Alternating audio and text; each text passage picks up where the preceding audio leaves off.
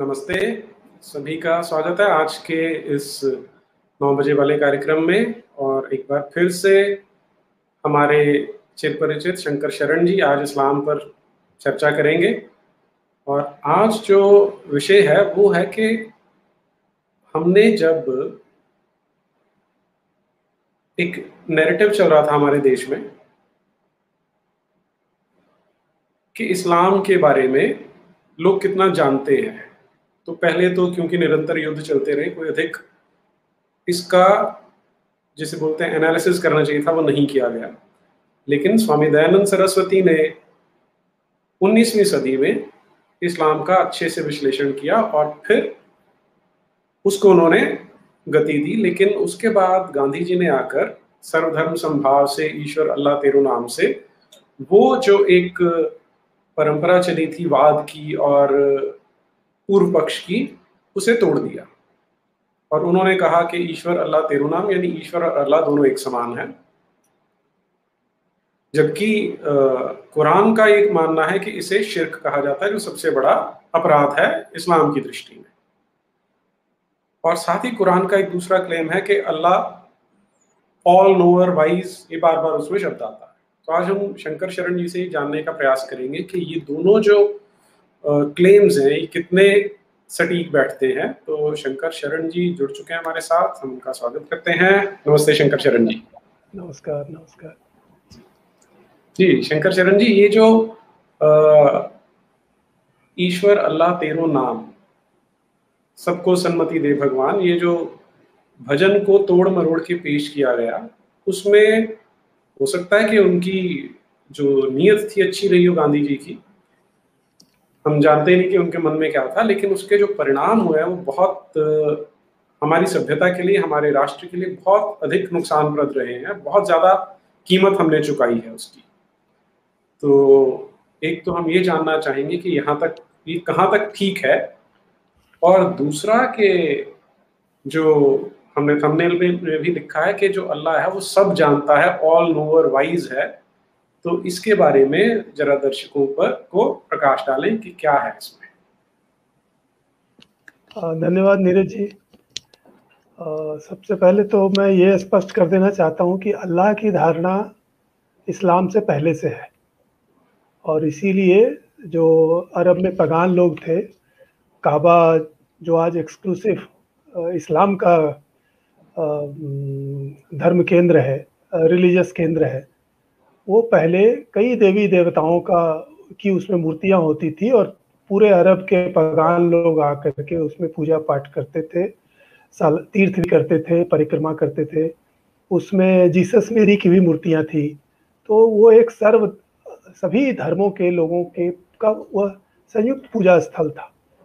और जो अल्लाह की धारणा है, अल्लाह की भी उसमें मूर्ति थी, और अल्लाह एक तरह से हमारे जैसे शिव जी हैं उस तरह के देवता थे, मतलब एक प्रमुख देवता सभी देवताओं के बीच में। उनको हुबाल भी कहते थे, और उनका वो चांद से उनका कुछ उसका संबंध था। तो मून गॉड के रूप में अल्लाह को पहले से जाना जाता था। लेकिन जो कुरान में अल्लाह है, जो प्रोफेट मोहम्मद ने अल्लाह को अर्थ दिया, वो बिल्कुल अलग है। और इसीलिए इस पगान के अल्लाह को और कुरान के अल्लाह को अलग अलग करना चाहिए। मैं आज ये जो कुरान के अल्लाह है, मैं उसके बारे में थोड़े विस्तार से बताना चाहता हूँ कि किस तरह से जो अल्लाह एक ईश्वर और सबके देवता के रूप में था, जैसे उसी रूप में गांधी जी ने उसका उपयोग किया था। और बहुत लोग उस तरह की बातें कहते हैं, लेकिन उसका अर्थ भिन्न है। जो भारतीय परंपरा में कहा गया है कि सभी मार्ग एक ही ईश्वर की ओर जाते हैं, तो उसमें सभी मार्ग को सभी धर्म मार्ग ही कहा गया था। उसमें अब अधर्म मार्ग या गैंगस्टरिज्म का मार्ग या लूट मार्ग के मार्ग को मार्ग नहीं माना गया था। वो माना गया था कि जो भी लोग ईश्वर की चिंता करते हैं, ईश्वर की धारणा करते हैं, किसी परम शक्ति की चिंता करते हैं या उनका ध्यान करते हैं, वो कैसे भी करें वो एक ही जगह पहुंचेंगे, क्योंकि परब्रह्म, परमात्मा, वो अलग अलग नामों से उनको कहा गया है। ईश्वर, वह सब एक ही अस्तित्व के अलग अलग नाम है, और अस्तित्व एक ही है। ओनली ट्रू गॉड नहीं है, ओनली एग्जिस्टेंस है। मतलब एक ही चीज जो शाश्वत है, जो अजर है, अमर है, वह परमात्मा है। तो उस शक्ति की आराधना, उस शक्ति की पूजा, उस शक्ति के प्रति श्रद्धा, प्रेम कैसे भी कोई रखे, वो वहां पहुंचता है। ये भारतीय धर्म परंपरा कहती है, और इसीलिए यहाँ विश्वास पर कभी कोई आपत्ति नहीं की गई। आप कुछ भी विश्वास कर सकते हैं, आप पेड़ को पूज सकते हैं, जीव जंतु को पूज सकते हैं, किसी निर्गुण को पूज सकते हैं, किसी इष्ट देवता को पूज सकते हैं, बल्कि आप एक नया देवता भी बना ले सकते हैं, आपके नए गुरु भी हो सकते हैं।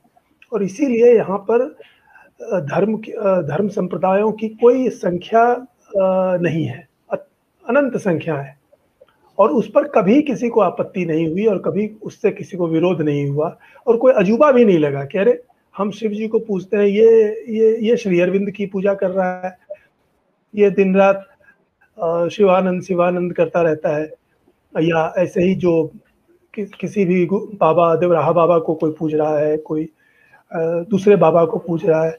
इसमें हिंदू समाज को, भारतीय समाज को कभी कोई आश्चर्य नहीं होता था, क्योंकि इसके मन में यह था कि सभी तो उसी ईश्वर की आराधना कर रहे हैं।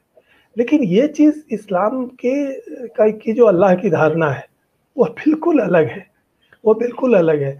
गांधी जी से भूल यह हुई कि वो बहुत सी चीजों के बारे में बिल्कुल नहीं जानते हुए भी उसके बारे में जानने का दम्भ रखते थे, और सुनी सुनाई या जो उनको पसंद आ गई उसको न केवल रखते थे, बल्कि ये भी कहते थे कि बस यही सही है, और दूसरे जो भी हैं उसी पर वो हंसने लगते थे कि वो तो बड़ा ज्ञानी हो गया है, वगैरह वगैरह।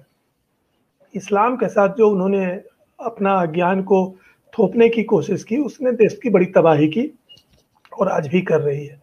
लेकिन उसको हम छोड़ देते हैं, गांधी जी को, वो चले गए। लेकिन उसके बाद से जो हो रहा है, इसमें ये बहुत बड़ी एक समस्या है कि ईश्वर अल्लाह तेरो नाम में हम अल्लाह का वास्तविक चरित्र हम नहीं जानते हैं, जो कुरान का अल्लाह है। तो मैं, अगर आप अनुमति दें, तो मैं थोड़ा इसको विस्तार से कहना चाहता हूँ कि ये कुरान का जो अल्लाह है उसकी क्या विशेषता है।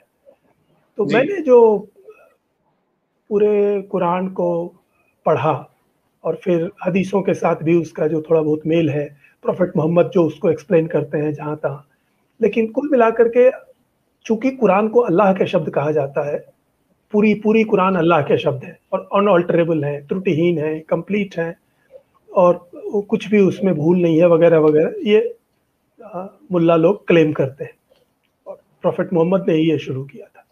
लेकिन अगर हम हिंदू दृष्टि से, एक सामान्य मनुष्य की दृष्टि से, वो देखिए, हिंदू दृष्टि में एक विशेषता है जो वेस्ट के लोग भी नहीं कर पाते हैं, क्योंकि वे लोग क्रिश्चियनिटी के प्रभाव में मोनोथेइज्म, प्रॉफेटहुड, ओनली बुक, इन सब चीज़ों से वो पहले से ही ग्रस्त है, कहना चाहिए।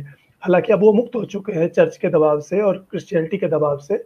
एक तरह से पूरा वेस्ट लेफ्ट क्रिश्चियन है, वो एक्चुअली क्रिश्चियन नहीं है उस रूप में।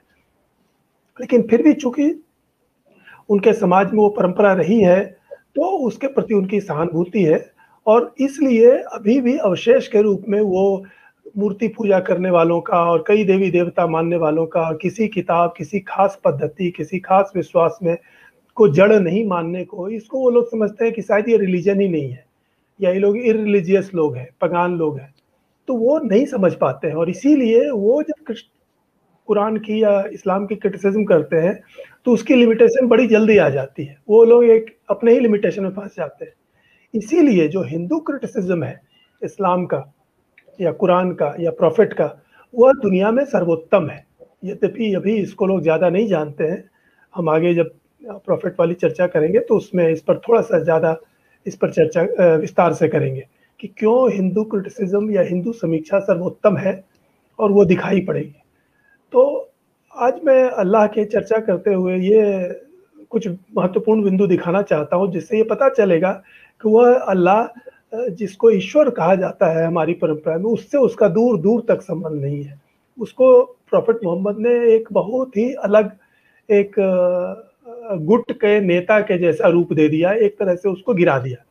जो पगान लोग जिस ईश्वर की पूजा करते थे, जिस अल्लाह की पूजा करते थे, उससे बहुत ही गिरा करके एक क्षुद्र सीमित अर्थ दे दिया गया। और इस बात की पुष्टि में मैं कुछ बातें रखना चाहता हूँ। पूरे कुरान में अल्लाह को एक तरह से चिंता, झुंझलाहट और क्रोध जैसा दिखता रहता है। वो किस लिए? क्योंकि लोग दूसरे देवी देवताओं की पूजा कर रहे हैं और अल्लाह और प्रॉफिट के सामने झुक नहीं रहे हैं। प्रॉफिट मतलब प्रॉफिट मोहम्मद, क्योंकि ओनली ओनली अल्लाह है जो ओनली गॉड है, और प्रॉफिट मोहम्मद ओनली प्रॉफिट है, फाइनल प्रॉफिट है, बेस्ट प्रॉफिट। तो इस तरह से झुंझलाना, क्रोधित होना, ये कोई दैवी चीज नहीं लगती है, ये बिल्कुल शुद्ध मानवीय चीज लगती है। इस रूप में अल्लाह बिल्कुल मामूली आदमी जैसा झुंझलाता है, क्रोधित होता है, धमकाता है, और उसको ईर्ष्या होती है। जैसे कुरान में है, मुसलमानों को कहा गया है कि तुम्हारे बीवी बच्चे भी तुम्हारे दुश्मन हैं। क्यों? क्योंकि वो अल्लाह से तुम्हारा ध्यान भटकाते हैं। तो बीवी बच्चों से भी अल्लाह को एक तरह से ईर्ष्या हो रही है, प्रतिद्वंदिता हो रही है। वो बच्चे के बारे में भी कहता है कुरान कि वो टेम्पटेशन है, बच्चे भी तुम्हारे लिए प्रलोभन है, 8.28। और वो बीवी बच्चे तुम्हारे दुश्मन हैं, ये कुरान में है 64.14, सूरा नंबर 64, आयत नंबर 14, कि बीवी बच्चे भी तुम्हारे दुश्मन है। अब तो परिवार दुश्मन हो गया अल्लाह के लिए, तो इतनी ईर्ष्या है।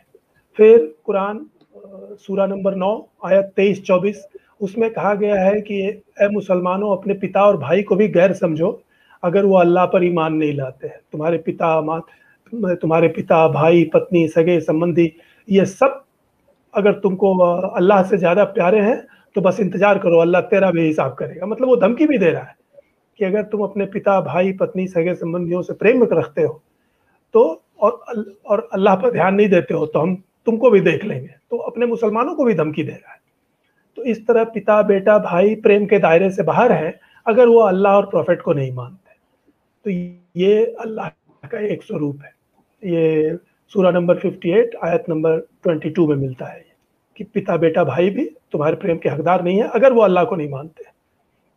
फिर अल्लाह हिचकने वाले मुसलमानों को भी कोसता है, लानत भेजता है, उनको बहरा अंधा बना देता है अगर कोई मुसलमान इस तरह के विश्वासों से हिचकता है। ये कुरान में है, सूरा नंबर 47, आयत नंबर 23। जिहाद से बचने वाले मुसलमानों को भी भयानक दंड की धमकी देता है।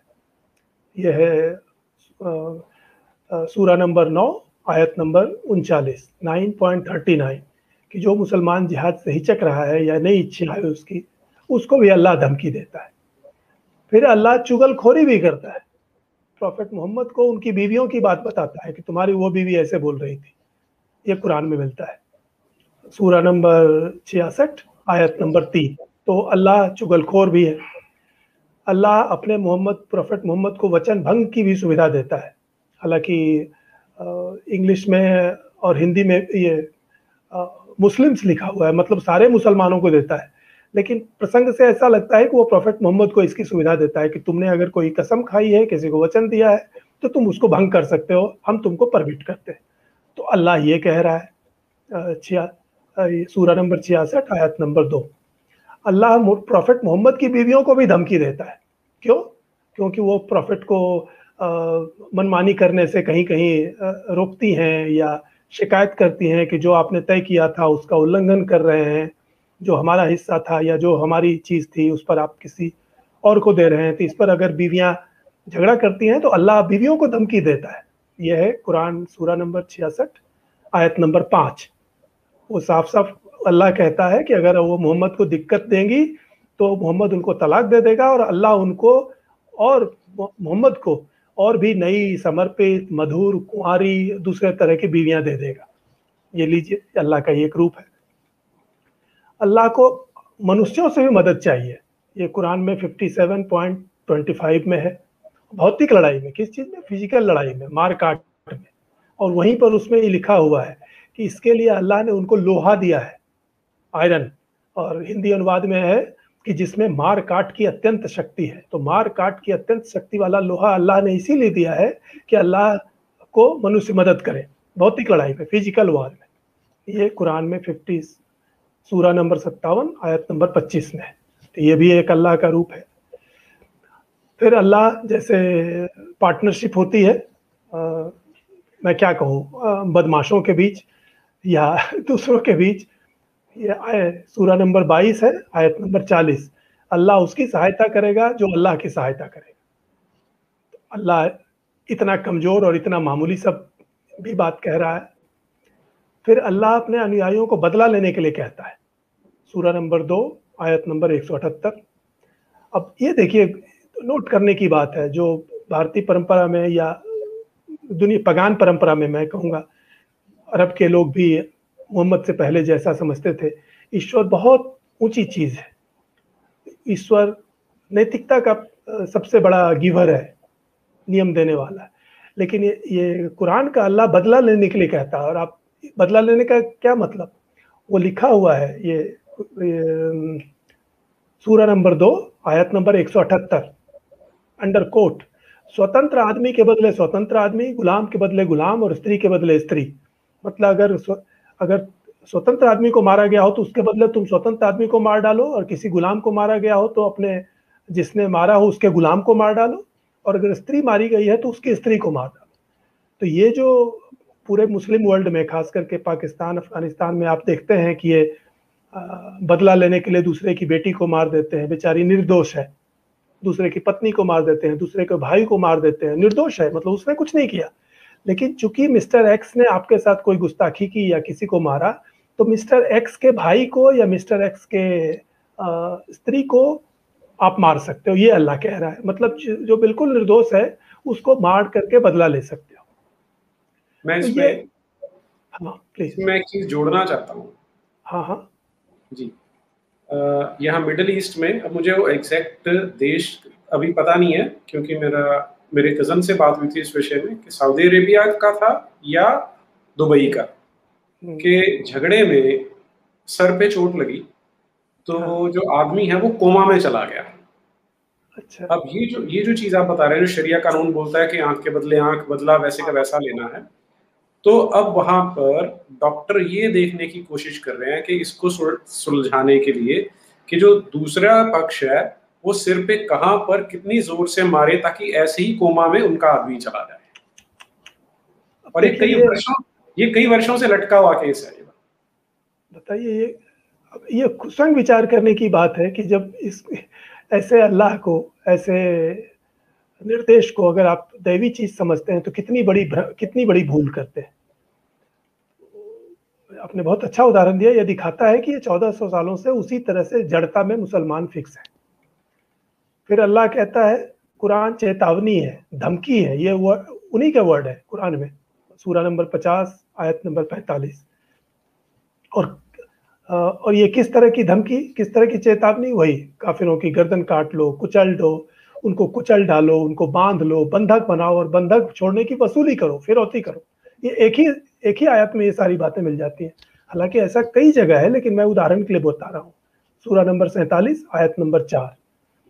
तो इस तरह के निर्देश अल्लाह दे रहा है कुरान में। फियर का, भय, डर का प्रयोग 200 बार जी। आवाज हेलो थोड़ी कटने लग गई है। हेलो, वॉल्यूम तो ठीक था लेकिन कट रही है बार बार, पता नहीं। हाँ, अब ठीक लग रहा है, अब बोलिए। हाँ, मैं ये कह रहा था कि कुरान में फियर का, डर का, भय का 200 बार प्रयोग हुआ है।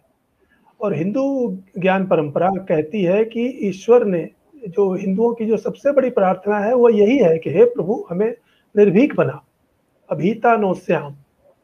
कवि अज्ञे ने कहा है कि इससे बड़ी प्रार्थना नहीं हो सकती। तो हिंदू धर्म या भारतीय ज्ञान परंपरा निर्भीक होने के लिए कहती है। अल्लाह कुरान में 200 बार डर की धमकी देता है, डराता है। तो ये एक बड़ा अंतर है। और किस तरह का डर है, मैं आपको कुरान ही कोट कर रहा हूँ। सूरा नंबर 4 आयत नंबर 56। सिर्फ ये एक सैंपल है। जो हमारी आयतें नहीं मानते उन्हें हम आग में झोंक देंगे, जब उनकी चमड़ियां जल जाएंगी हम उन्हें नई चमड़ियां दे देंगे ताकि वे यंत्रणा का स्वाद चखें। लो, अल्लाह सर्वशक्तिमान है। यही अल्लाह सर्वशक्तिमान है। फिर जन्नत की प्राप्ति को कुरान सर्वोच्च उपलब्धि कहता है कि सुप्रीम ट्रम्प है मरने के बाद जन्नत चले जाना। और उसके लिए यहाँ तक कहता है कि तुम जल्दी से मरो, मतलब जिहाद वाद करके जल्दी से मरो। यहाँ क्या रखा हुआ है, यहाँ कुछ नहीं रखा हुआ है। और प्रोफेट मोहम्मद को जब भी कुछ कहा जाता था, पूछा जाता था, बल्कि उनको खुद भी कहा जाता था कि थोड़ा और ढंग से रहिए, तो कहते थे यहाँ क्या है, सब कुछ जन्नत में है। तो एक तरह से मरने के लिए अल्लाह के लिए मरने के लिए, ऐसे नहीं कि जाकर सुसाइड कर लो, अल्लाह के लिए मर जाओ जल्दी से और जाके जन्नत में तुमको सब कुछ मिलेगा। तो इस जन्नत को सुप्रीम ट्रम्फ कहा गया है, सुप्रीम अचीवमेंट कहा गया है। और वहाँ क्या है? वहाँ दूध है, शराब है और स्त्रियां हैं, और ये तुमको मिलेगा। और ये कुरान में बिछा हुआ है, कई जगह लिखा हुआ है, जैसे सूरा नंबर 37 आयत नंबर 45 से 49, सूरा नंबर 44 आयत नंबर 52 से 54, सूरा नंबर 78 आयत नंबर 31 से 34। इन सब में जन्नत का वर्णन है और सब जगह जन्नत में यही चीज़ है। शराब की नहरें बहती हैं, स्त्रियां मिलती हैं, दूध मिलता है, फल मिलता है, और बस तुमको वहां जाना है। ये एकमात्र इनाम है। ये नोट करना चाहिए कि इस्लाम में जन्नत के अलावा कोई इनाम ही नहीं है, कुछ भी नहीं।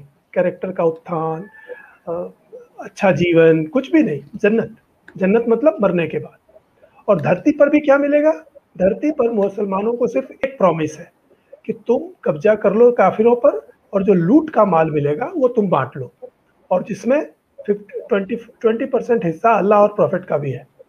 तो अल्लाह और प्रॉफिट को 20% हिस्सा दे करके बाकी 80% तुम आपस में बांट लो। ये तुम्हारी धरती पर तुम्हारा इनाम है, और ये बार बार कहा भी गया है।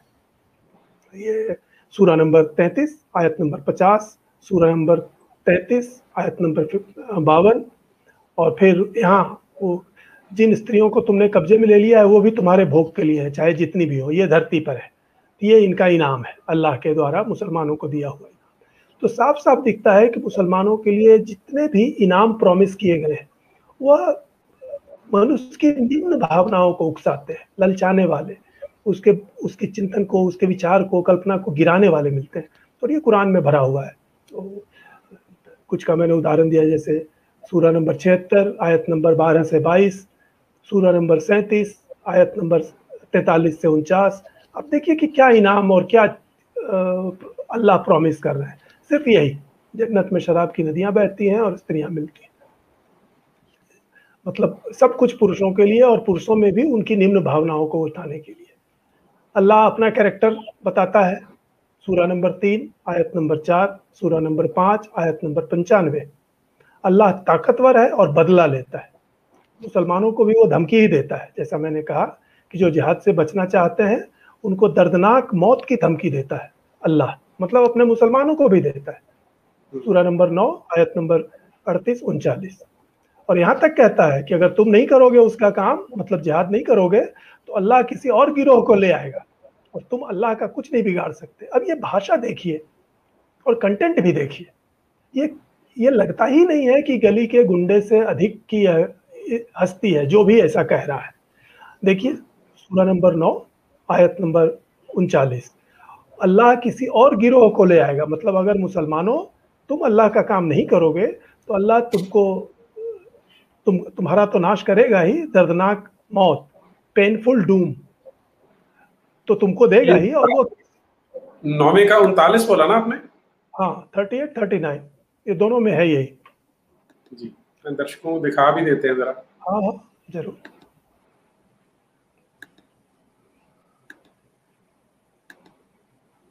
तो मुसलमान बन जाने से भी काम नहीं होने वाला है। एक तो मुसलमान नहीं बनने के लिए 100 धमकियां हैं, और मुसलमान बन जाने के बाद भी धमकियां हैं। ये है 9 का 38। ए ईमानदारों, तुम्हें क्या हो गया है कि जब तुमसे कहा जाता है कि अल्लाह की राह में जिहाद के लिए निकलो तो तुम लधड़ ढीले होकर जमीन की तरफ झुके पड़ते हो। क्या तुम आखिरत के बनिस्बत दुनिया की चंद रोजा जिंदगी को पसंद करते थे? तो समझ लो कि दुनिया की जिंदगी का साजो सामान आखिर के ऐश व आराम के मुकाबले में बहुत ही थोड़ा है। अगर अब भी तुम ना निकलोगे तो अल्लाह तुम पर दर्दनाक अजाब नाजिल फरमाएगा, और अल्लाह कुछ मजबूरू तो है नहीं, तुम्हारे बदले किसी दूसरी कौम को ले आएगा और तुम उसका कुछ भी बिगाड़ नहीं सकते, और अल्लाह हर चीज पर कादिर है।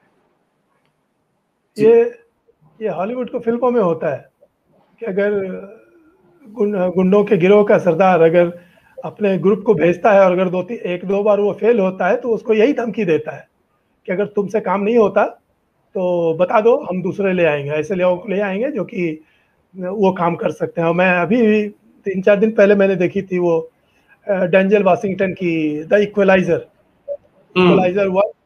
आप इक्वलाइजर में देखिए, वो जब 2 बार फेल होता है तो यही एग्जैक्टली यही कहता है कि अगर तुम कर सकते हो तो करो, नहीं तो मैं उसको बुला लूंगा जो ये काम कर देगा। एग्जैक्टली वही लैंग्वेज है यहाँ जो अभी आपने पढ़ के सुनाया। तो अल्लाह न केवल काफिरों को धमकी देता है कि जल्दी से जल्दी मुसलमान बनो और दूसरे देवी देवताओं को छोड़ो, बल्कि जो मुसलमान बन गए उनको भी कह रहा है कि जल्दी जिहाद करके जन्नत जाओ, जन्नत जाओ, और यहाँ यहाँ अल्लाह की के लिए जमीन जीतो, काफिरों को खत्म करो, और नहीं तो अल्लाह दूसरा गिरोह ले आएगा। बल्कि मेरे पास जो हिंदी में है उसमें उसमें अनुवाद भी यही है। मुझे भी एक ध्यान आ गया, एक सनी देओल की फिल्म थी जिसमें वो गुंडा बोलता है कि लोग जाते हैं कि हमारी जो जमीन थी आप उस पर कब्जा कर रहे हैं तो ना करें कि हम नहीं तो कोर्ट में जा रहे हैं। तो अपने वो गुंडे को बुलाता है, कहता है इधर आ, तुझे जमीन खाली करने के लिए कितना टाइम दिया था? तो बोलता है 1 हफ्ता। बोला हो गया ना 1 हफ्ता? कहता हाँ जी। कहता अब अपनी एक अंगूठा काट डाले, उंगली काट डाल, फिर वो काट डालता है। तो ये हाँ घातक मूवी है ये, इसमें आता है। तो वही वही है, और ये अपवाद नहीं है। मैं ये ध्यान दिलाने की कोशिश कर रहा हूँ कि पूरी कुरान यही है। जो लोग उसमें उसकी तुलना करने लगते हैं हमारी ज्ञान परंपरा की पुस्तकों से, तो सिर ठोक लेने का मन करता है कि एक शब्द, एक वाक्य भी कंपेरेबल नहीं है, न भाव में, न शब्द में, न भाषा में, न कंटेंट में, किसी चीज में नहीं। और मैं ये सिर्फ उदाहरण दे रहा हूँ, और वो भी सरसरी तौर पर। फिर अल्लाह ब्लड मनी की व्यवस्था करता है कि अगर तुमने किसी को मार डाला गलती से, किसी मुसलमान को, मतलब गैर मुसलमान को मारना तो कोई गलती है ही नहीं, वो कोई अपराध ही नहीं है इस्लाम में। बहुत लोग इसको जानते भी नहीं है कि इस्लाम में गैर मुस्लिम को मार डालना कोई क्राइम ही नहीं है। किसी शरीयत में कहीं कोई लॉ नहीं है इसकी। मॉडर्निटी के प्रभाव में पाकिस्तान, ईरान में अगर कुछ बन गया हो तो वो दूसरी बात है, लेकिन वो नॉन इस्लामिक है। तो लेकिन अगर तुमने मुसलमान को मार दिया तो ये अपराध जरूर हो गया, लेकिन इसके लिए अल्लाह ब्लड मनी की व्यवस्था करता है कि तुम उसके बदले उसको पैसे दे दो, उसके परिवार वालों को। सूरा नंबर 4 आयत नंबर 92, 4.92। तो ये बात विचित्र लगती है जो आपने शुरू में बात उठाई हिंदू दृष्टि से, तुलना की दृष्टि से, कि जिस अल्लाह का दावा है कि उसने पूरी सृष्टि बनाई और हेवन से लेके धरती तक और सर्वकाल में जितनी चीजें हैं उसी की मर्जी पर है, शुरू पहले से भी और आखिर से भी और आगे भी, वह अपने ही मुंह से बार बार एक ही बात दोहराता है, धमकी देता है, ताना देता है, और ऐसी भाषा इस्तेमाल करता है जो मैं एक उदाहरण दे रहा हूँ। सूरा नंबर 70 आयत नंबर 24, पता चल जाएगा कौन कमजोर है। अब ये बिल्कुल क्लास में हाई स्कूल के लड़के जो एक दूसरे को चुनौती देते हैं वो भाषा है। अब वो मुसलमानों को कह रहा है या काफिरों को कह रहा है, जिससे भी कह रहा है वो कितना लो लेवल पर आके कह रहा है, पता चल जाएगा कौन कमजोर है। फिर और एक जगह है, सूरा नंबर 9 आयत नंबर 39, तुम अल्लाह का कुछ नहीं बिगाड़ सकते। अब लो भाई साधारण धरती का मनुष्य अल्लाह का कुछ बिगाड़ लेगा ये उसकी कल्पना में भी नहीं है, लेकिन अल्लाह खुद ये बात कह रहा है। ये सब मनुष्य के स्तर की हल्की बातें है, कोई इसमें उच्चता नहीं है, श्रेष्ठता नहीं है, दैवी चीज तो बिल्कुल दूर है। बल्कि यहाँ तक कहना चाहिए कि जो सचमुच गंभीर सरदार भी होता है, मतलब क्या कहा जाए, सेना का सेनापति या बहुत बड़े गिरोह का कोई सीरियस, जिसको कहते हैं ना गॉडफादर, वो भी इतनी हल्की बातें नहीं करता। अब मैंने गॉडफादर बोला तो गॉडफादर फिल्म को ही देख लीजिए, जो उसमें मर्लन ब्रांडो ने जो रोल किया है। अब देखिए कि कहीं वो अपनी डींग विंग नहीं मार रहा है, वो बहुत सीरियसली हल्के से बोलता है। और इस तरह की बहुत से लोग आपको जीवन में भी मिलेंगे जो वास्तव में बहुत खतरनाक हैं, लेकिन आपको वो कहीं डींग मारते हुए नहीं दिखाई देंगे। लेकिन अल्लाह शेखी से भरा हुआ है, वो बार बार अपनी डींग मार रहा है। बल्कि ये कहने की बात नहीं है, कुरान में स्वयं उसकी तुलना एक तरह से फराओ से की गई है, जो इजिप्ट का शासक होता था जिसको फराओ कहते थे। जैसे रसिया के शासक को जार कहते थे, उसी तरह इजिप्ट के शासक को फराओ कहते थे। तो अल्लाह का चित्रण कुरान में हूबहू फराओ की कॉपी किया हुआ है। जैसे लगता है कि फराओ का जो इमेज है प्रोफेट मोहम्मद के मन में, या जो इसने भी है कुरान कही है, और अगर अल्लाह ने ही कही है तो अल्लाह के मन में भी वो फराओ की ही इमेज है। और बल्कि फराओ का उल्लेख है कुरान में, सूरा नंबर 20 आयत नंबर 49 से 79 तक लगभग फ़राओ का ही वर्णन है 31 आयतों में। सूरा नंबर 26 आयत नंबर 16 से 53 फ़राओ का वर्णन है। सूरा नंबर 43 आयत नंबर 51 से 54 फ़राओ का वर्णन है। और फ़राओ कौन है? फ़राओ एक राजा है, इजिप्ट का राजा है। तो फ़राओ का इतना स्थान का क्या है? बल्कि फ़राओ को एक तरह से गॉड जैसा भी दिखाया गया है, और ये कुरान में ही है। कुरान सूरा नंबर 26 आयत नंबर 29 26.29 अंडर कोट, फ़राओ ने कहा, अगर तूने मेरे सिवा किसी को ईश्वर माना तो मैं तुम्हें निश्चित रूप से कैदियों के बीच डाल दूंगा। एग्जैक्टली जो कुरान में अल्लाह खुद कह रहा है वो फ़राओ भी कह रहा है उसी कुरान में। तो ये साफ साफ दिखता है कि अल्लाह की जो इमेज है प्रोफेट मोहम्मद के मन में, वो फ़राओ से ज़्यादा दूर नहीं जाती। वो दंड दे सकता है, लूट सकता है, मार सकता है, धमका सकता है, छीन सकता है, और तुमको ये जो भोग विलास की चीजें हैं वो तुमको दे सकता है। इससे अधिक कल्पना ही नहीं है कुरान में। इसको आप कैसे दैवी ग्रंथ कहते हैं? बल्कि खुद अल्लाह के जो ये प्रॉफिट हैं, प्रॉफिट मोहम्मद, वो खुद एक जगह कहते हैं, ये कुरान में नहीं है लेकिन ये बुखारी में है, जो एक तरह से कुरान के बराबर ही वैल्यू रखती है, क्योंकि दुनिया के सारे मुसलमान, सारे फिरके, सारे संप्रदाय ये सही बुखारी को ऑथेंटिक मानते हैं, 100% ऑथेंटिक। तो उसमें प्रॉफिट मोहम्मद कहते हैं, और ये इंटरेस्टिंग है, और मैं समझता हूँ कि ये सबको याद रखने चाहिए हमेशा, हिंदुओं को तो खास करके। ये सही बुखारी में है 1.7.331 वॉल्यूम 1 बुक नंबर 7 और हदीस नंबर 331। प्रॉफिट मोहम्मद कहते हैं, खुद कहते हैं, मुझे 5 चीजें मिली हैं जो पहले किसी और को नहीं मिली थी। वो 5 चीजें क्या है? इसमें अल्लाह भी आते हैं, क्योंकि उनको तो सारी चीजें अल्लाह ने ही दी हैं। नंबर 1, अल्लाह ने आतंक द्वारा मुझे जीत दिलाई और मेरे दुश्मनों को 1 महीने की यात्रा की दूरी पर आतंकित करके।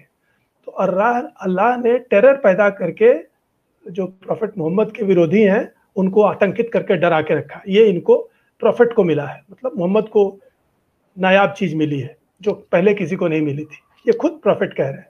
नंबर 2, सारी दुनिया मेरे लिए और मेरे अनुयायियों के लिए बनाई, मतलब सारी दुनिया मुसलमानों की बना दी, ये मेरे कारण है, मतलब मेरे लिए और मेरे अनुयायियों के लिए बनाई। नंबर 3, ये भी इंटरेस्टिंग है, लड़ाई में लूटा गया माल मेरे लिए जायज बनाया, जो कि मुझसे पहले किसी और के लिए जायज नहीं था।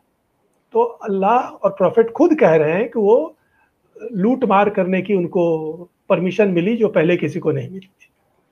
चौथा, ये तो उनकी कॉपी है बाइबल की, अखीरत के दिन मुझे अल्लाह के सामने दूसरों के लिए बोलने का अधिकार दिया, मतलब इंटरसेशन, कि भाई ये हमारा आदमी है, जरा इनको बढ़िया से दीजिएगा। ये चौथा। और 5वां, अब तक हर एक प्रॉफिट केवल अपने राष्ट्र का हुआ करता था, पर मुझे सारी मानव जाति का प्रॉफिट बना के दिया गया है, भेजा गया है। तो ये 5 चीजें प्रॉफिट मोहम्मद कहते हैं कि यह मेरी विशेषता है जो मेरे से पहले किसी को नहीं मिली थी। तो इसमें टेरर भी है, लूट भी है, और ये पूरी दुनिया पर कब्जा भी है। ये अल्लाह ने इनको दिया है, और यही प्रॉफिट मोहम्मद सारे मुसलमानों के लिए गुड एग्जाम्पल है। ये कुरान में लिखा हुआ है 33.21 कि तुमको प्रॉफिट मोहम्मद का फॉलो करना है, और ये कई जगह लिखा हुआ है। बिल वार्नर कहते हैं कि ऑलमोस्ट 86 या 89 जगह पर लिखा हुआ है कि मुसलमानों को प्रॉफिट मोहम्मद का अनुकरण करना चाहिए हर चीज में। मैंने एक उदाहरण दिया है जहां पर कुरान में है 33.21 में कि मुसलमानों के लिए प्रॉफिट मोहम्मद गुड एग्जाम्पल है। तो गुड एग्जाम्पल का मतलब है आप लूट सकते हैं, टेरर कर सकते हैं, पूरी दुनिया पर कब्जा कर सकते हैं, और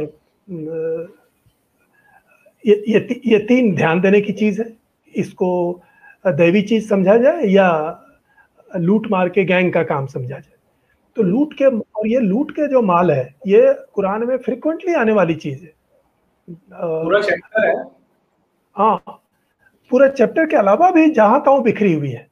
जैसे 8.41 में बाकायदा 20% लिखा हुआ है कि 5वां हिस्सा अल्लाह प्रॉफिट का है, और बाकी चीजों का भी है। चूंकि प्रॉफिट चले गए, अल्लाह कभी सामने आए नहीं, तो वो 20% हिस्सा स्टेट लेता है कहीं भी लूट का। और हाँ, और ये फॉलो होता था मुगल काल तक, भारत से जाता था वो माले गनीमत में जो अल्लाह और प्रॉफिट का हिस्सा है, वो खलीफा को जाता था, तो खलीफा के पास वो 20% आता है जब मोहम्मद चले गए। तो ये आज तक ये भी है। तो लूट का सारा माल भी अल्लाह का और संदेश वाहक का है, ये भी उस सूरा में लिखा हुआ है।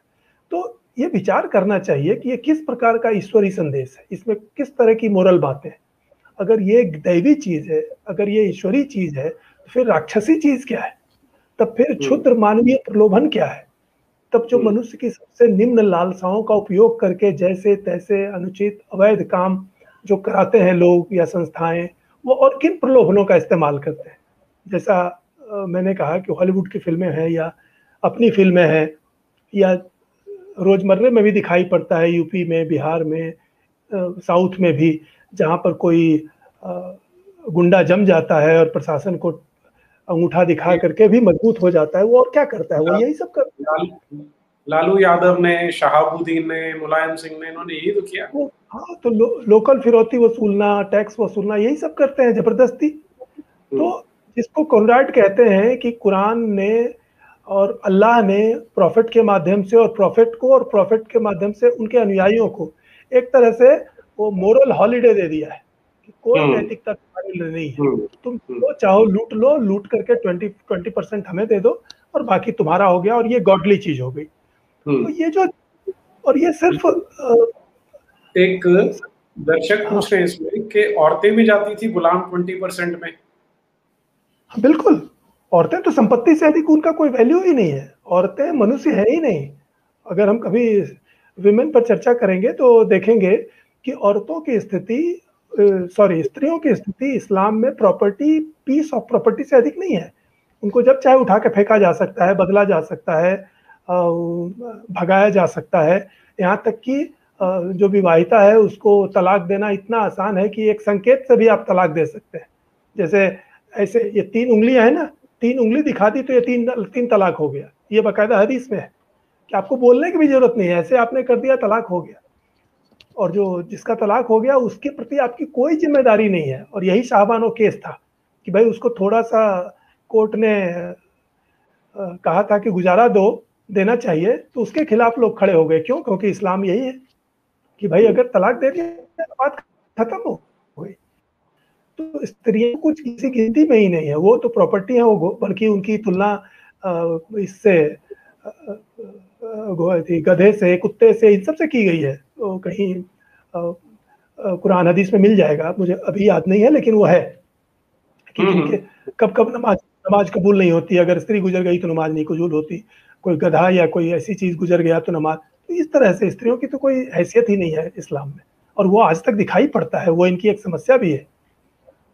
तस्लीमा नसरीन ने कहा भी था कि वो जैसे पुराने कपड़े आप फेंक देते हैं या जूठा खाना छोड़ देते हैं, वो स्त्रियों की स्थिति वो है। तो ये है। और वफा सुल्तान ने अरब का उन्होंने अपनी किताब में अरब का सामान्य दृश्य बताया है कि कुरान में जो ये मोरल हॉलिडे है, कोई मोरलिटी ही नहीं है जिसको सामान्य शिष्टाचार पूरी दुनिया मानती है, गैर मुस्लिम वर्ल्ड। चूंकि इस्लाम में उसकी कोई जगह नहीं है, इससे मुस्लिम समाज कितना विकृत हुआ है, कैसी उसकी अंदरूनी तबाही है, इस पर वफा सुल्तान ने अपनी किताब में उसका झलक दी है। और वो कहती है कि एक मुस्लिम समाज में एक जनरल डिस्ट्रस्ट है, वो आपस में भी एक दूसरे पर विश्वास नहीं करता। एक इक्विवोकेशन है, वो कोई बात साफ साफ नहीं बोलता। आप कुछ भी कहिए वो उसमें इंशाअल्लाह जोड़ देगा, मतलब हो सकता है या नहीं भी हो सकता, कोई बात साफ साफ नहीं बोलेगा। उसी तरह बच्चों और स्त्रियों के साथ दुर्व्यवहार वो अरब समाज में आम है। चूंकि स्त्रियों की कोई इज्जत नहीं है, इसलिए उनके बच्चों की भी कोई इज्जत नहीं है। स्त्रियां फेंकी जा सकती हैं तो उनके साथ उनके बच्चों का भी कोई देखने वाला नहीं है। और ये कुरान में कहीं, वो वफा सुल्तान कहती है कि कुरान में या इस्लाम में परिवार की कोई धारणा ही नहीं है। और ये बिल्कुल लॉजिकल है। अभी मैंने पीछे कहा कि जब अल्लाह को बच्चों और स्त्रियों से ईर्ष्या होती है, उससे प्रतिद्वंदिता है कि वो मुसलमान का ध्यान अल्लाह से हटा करके बीवी बच्चे पर चला जाएगा, जब वो भाई पिता को कहता है कि वो भी तुम्हारे गैर हैं अगर वो अल्लाह को नहीं मानते, तो परिवार की कौन सी धारणा बचेगी ही नहीं। तो अगर जितनी भी परिवार की धारणा है वो समझिए कि गैर इस्लामी प्रभाव के कारण है, चाहे यूरोप में हो या भारत में हो, इवन पाकिस्तान में हो, वो हिंदू समाज, हिंदू प्रभाव के कारण वो थोड़ा बहुत उनका परिवार है। नहीं तो अरब में जो स्थिति है वह वफा सुल्तान की किताब से झलकता है। और चूंकि हम लोग अरब विश्व के बारे में उसी तरह नहीं जानते हैं जैसे स्टालिन के समय में स्टालिन रूस को नहीं जानते थे, माओ के समय में चीन को नहीं जानते थे। ये हाल अरब वर्ल्ड का भी है कि चूंकि सारे समाचार नेगेटिव हैं, गंदे हैं, इसलिए वो समाचार ही नहीं बनते, उनको छिपा लिया जाता है, वो एक अलग समस्या है। लेकिन हम अपने अल्लाह के वर्णन पर फिर से आते हैं कि कुरान में दो ही चीज सर्वोत्तम है, या तो जिहाद में मर के शहीद हो जाना, या फिर काफिरों पर जीत ले लेना और उनका माल हड़पना, अल्लाह का साम्राज्य फैलाना। और जिहाद का कोई गोलमोल अर्थ नहीं है जो कि भारत जैसे जगह में कभी कभी चकमा देने के लिए कहा जाता है। वास्तव में उसका सिर्फ एक ही अर्थ है, slay and be slain. Quran में स्पष्ट है 9.11147.4, मारना और मरना, कत्ल होना और कत्ल कर देना, ये जिहाद है। और इसी जिहाद के लिए अल्लाह बार बार मुसलमानों को उभारता है और इससे बचने वालों को कोसता है, धमकाता है। यहाँ तक कि, और ये भी बहुत नोट करने लायक है, खास करके उस विषय में जो आपने शुरू में उठाया, जिहादी की तुलना में, जो हथियार लेकर के जिहाद कर रहा है उसकी तुलना में काबा में जो प्रार्थना करने वाला मुसलमान है, या वहाँ हज तीर्थ यात्रा करने वाले लोगों को पानी पिलाने वाला मुसलमान है, उसको भी अल्लाह घृणा से देखता है। कह रहे वो सब क्या है, वो सब तो गए गुजरे लोग हैं। और एग्जैक्टली इसी भाषा में अल्लाह ने कहा है कुरान में 9.19 कि बड़ी उपेक्षा से कहा है कि हाजियों की सिकाई करने वाले की तुलना मुजाहिद से नहीं की जा सकती। और ऐसा नहीं, वो बड़ी घृणा से कहते हैं कि तुम क्या समझते हो, वो पानी जो पिला रहा है, जैसे हम लोग नौकर चाकर के बारे में बोलते हैं, वैसा लैंग्वेज है कुरान में कि तुम क्या समझते हो, जो हाजियों को पानी पिला रहा है वो उसकी तुलना में है, कुछ भी नहीं है, वो तो धूल बराबर है, समथिंग लाइक दैट। तो ये भाव है कि जो श्रद्धा रखते हुए काबा में प्रार्थना कर रहा है अल्लाह की, अल्लाह कहता है वो भी कुछ नहीं है। जो वहां तीर्थ यात्रा करने वालों को पानी पिला रहा है, अल्लाह कहता है वो भी कुछ नहीं है। अच्छा कौन है? वो जो बम तलवार छुरा लेकर के किसी जिहादी किसी काफिर के बस्ती में घुस गया, मार डाला, वो ऊंचा है। तो आप स्वयं कल्पना कीजिए, ये मुसलमानों को भी सोचना चाहिए कि इसमें किस तरह का दैवी संदेश है। और प्रमुख संदेश कुरान का यही है कि धरती पर अल्लाह के लिए जिहाद करें, काफिरों को मारे, लूटे, ताकि जीतने पर ताकत भी मिले और लूट का माल मिले, जिसमें 20% हिस्सा वो अल्लाह और प्रॉफिट का भी होगा। वो दोनों चूंकि प्रॉफिट चले गए इसलिए खलीफा का होगा, जो भी है। और जन्नत पहुंचे तो वहाँ शराब और स्त्रियां, मनमाने भोग विलास की चीजें मिलेंगी। ये कुरान में दोहराई गई एक तरह से बेसिक थीम है। तो इसमें कौन सी धर्म भावना है? सच तो ये है कि ऐसी बात इतनी जो भयानक लगती है हमें, जो आश्चर्यजनक, शॉकिंग लगती है, कि जब मैं कह रहा हूं कि यही कुरान का मूल संदेश है, तो आम मुसलमान भी इसको नहीं जानते।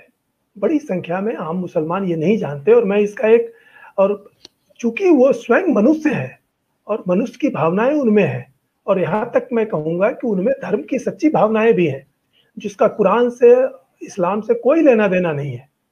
और इसीलिए जिसको कहते हैं कि अच्छे मुसलमान हैं, भले मुसलमान हैं, भगवान से डरने वाले मुसलमान हैं, और 5 वक्त नमाज पढ़ते हैं, गरीबों की सेवा करते हैं, जो सचमुच एक गुड इमेज धार्मिक मुसलमान वाली है, उसमें ये बात छिप जाती है कि ये उनको इस्लाम से नहीं मिला है। एक तरह से वो इस्लाम के विरुद्ध ये काम कर रहे हैं। और मैं इसका एक बड़ा मार्मिक उदाहरण देता हूँ, असली उदाहरण है ये पाकिस्तान के एक लेखक हैं सैयद कामरान मिर्जा। उन्होंने अपने एक लेख में बताया, और वो लेख का टाइटल है should almighty God order human beings to kill fellow human beings. क्या जो सर्वशक्तिमान गॉड है उसको क्या एक मनुष्य को दूसरे मनुष्य को मारने के लिए कहना चाहिए? तो उसके बाद वो उदाहरण देता है कामरान मिर्जा कि मेरे पिता बड़े सज्जन आदमी थे और बड़े धर्मप्राण थे, और हर रोज कुरान की आयतें दोहराया करते थे। और ये बात बहुत कम लोग जानते हैं, मुसलमान तो शायद जानते ही हैं, कि अधिकांश मुसलमान कुरान की आयतों को सिर्फ रट लेते हैं, उसका अर्थ वो नहीं जानते। वो अरबी में रट लेते हैं और मौलवी भी उनको नहीं बताता है। और ऑब्वियस कारण है, पॉलिटिकल कारण है, क्योंकि अर्थ जब समझेगा तो आदमी तुरंत डाउट करेगा। जैसे अभी जितनी चीजें मैंने बताई, उसको कोई मुसलमान बच्चा, मुसलमान युवक, मुसलमान वयस्क अगर नहीं जानता है तो वो पढ़ करके उसका माथा ठनकेगा कि ये क्या बोल रहा है। पहली बात तो उनको लगेगा कि मैं झूठ कहा जा रहा है। लेकिन जब वो चेक करेगा तो पाएगा कि एक एक बात सही है। तो इसीलिए उनको अर्थ नहीं बताया जाता है, और मौलवी साहब मदरसे में कहते हैं कि तुम रट लो, अर्थ बाद में समझ लेना। वो बाद में कभी नहीं आता है।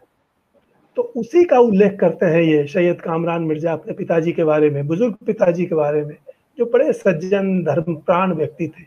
वो कहते हैं कि हर दिन वो श्रद्धा से विह्वल होकर के आयतें दोहराते थे, और वो जानते नहीं थे कि वो आयतें दरअसल काफिरों को मारने, काटने, लूटने की थी, और वो समझते थे कि मैं तो अल्लाह की इबादत कर रहा हूँ। तो वो समझते थे कि मैं तो अल्लाह की इबादत कर रहा हूँ, जबकि वो आयतें ये इसी तरह की थी, क्योंकि बहुत सारी आयतें ऐसी कुरान में। और इसीलिए अत्यधिक युद्ध चर्चा है, आक्रामक, डिफेंसिव नहीं। यद्यपि सारे मौलवी मौलाना और यहाँ तक कि कुरान के जितने तफसीरें हैं, सब में प्रॉफिट द्वारा हमला किए गए सारे युद्धों को डिफेंसिव कहा जाता है, जबकि उसमें तो नहीं, लेकिन जो उनकी ओरिजिनल इब्न इशाक की सीरा है या तबारी की सीरा है, उसमें ये चकमाबाजी नहीं है, क्योंकि वो 1000 साल पहले लिखी गई थी, तो परफेक्ट और ट्रुथफुल लिखी गई थी। उसमें स्वयं वर्णन है कि 86 हमले प्रॉफिट ने किए और करवाए। कहीं नहीं लिखा है कि वो डिफेंसिव है। उसमें क्या डिफेंसिव होगा? आप गए, बगल से वो कारवां जा रहा है, उस पर औचक हमला करके आपने लूट लिया। यहूदी लोग अपने घर में बैठे हुए हैं और आपने सुबह सुबह 3-4 बजे जाकर के हमला किया, उनको बंदी बना करके मार डाल। इसमें क्या डिफेंसिव है? प्रॉफिट मोहम्मद ने आर्मी सजाई और चले गए बैजेंटाइन 1000 किलोमीटर दूर, इसमें क्या डिफेंसिव है? मोहम्मद बिन कासिम वहां से उठा और सिंध पर, उसने भारत पर हमला किया, इसमें कौन सा डिफेंसिव है?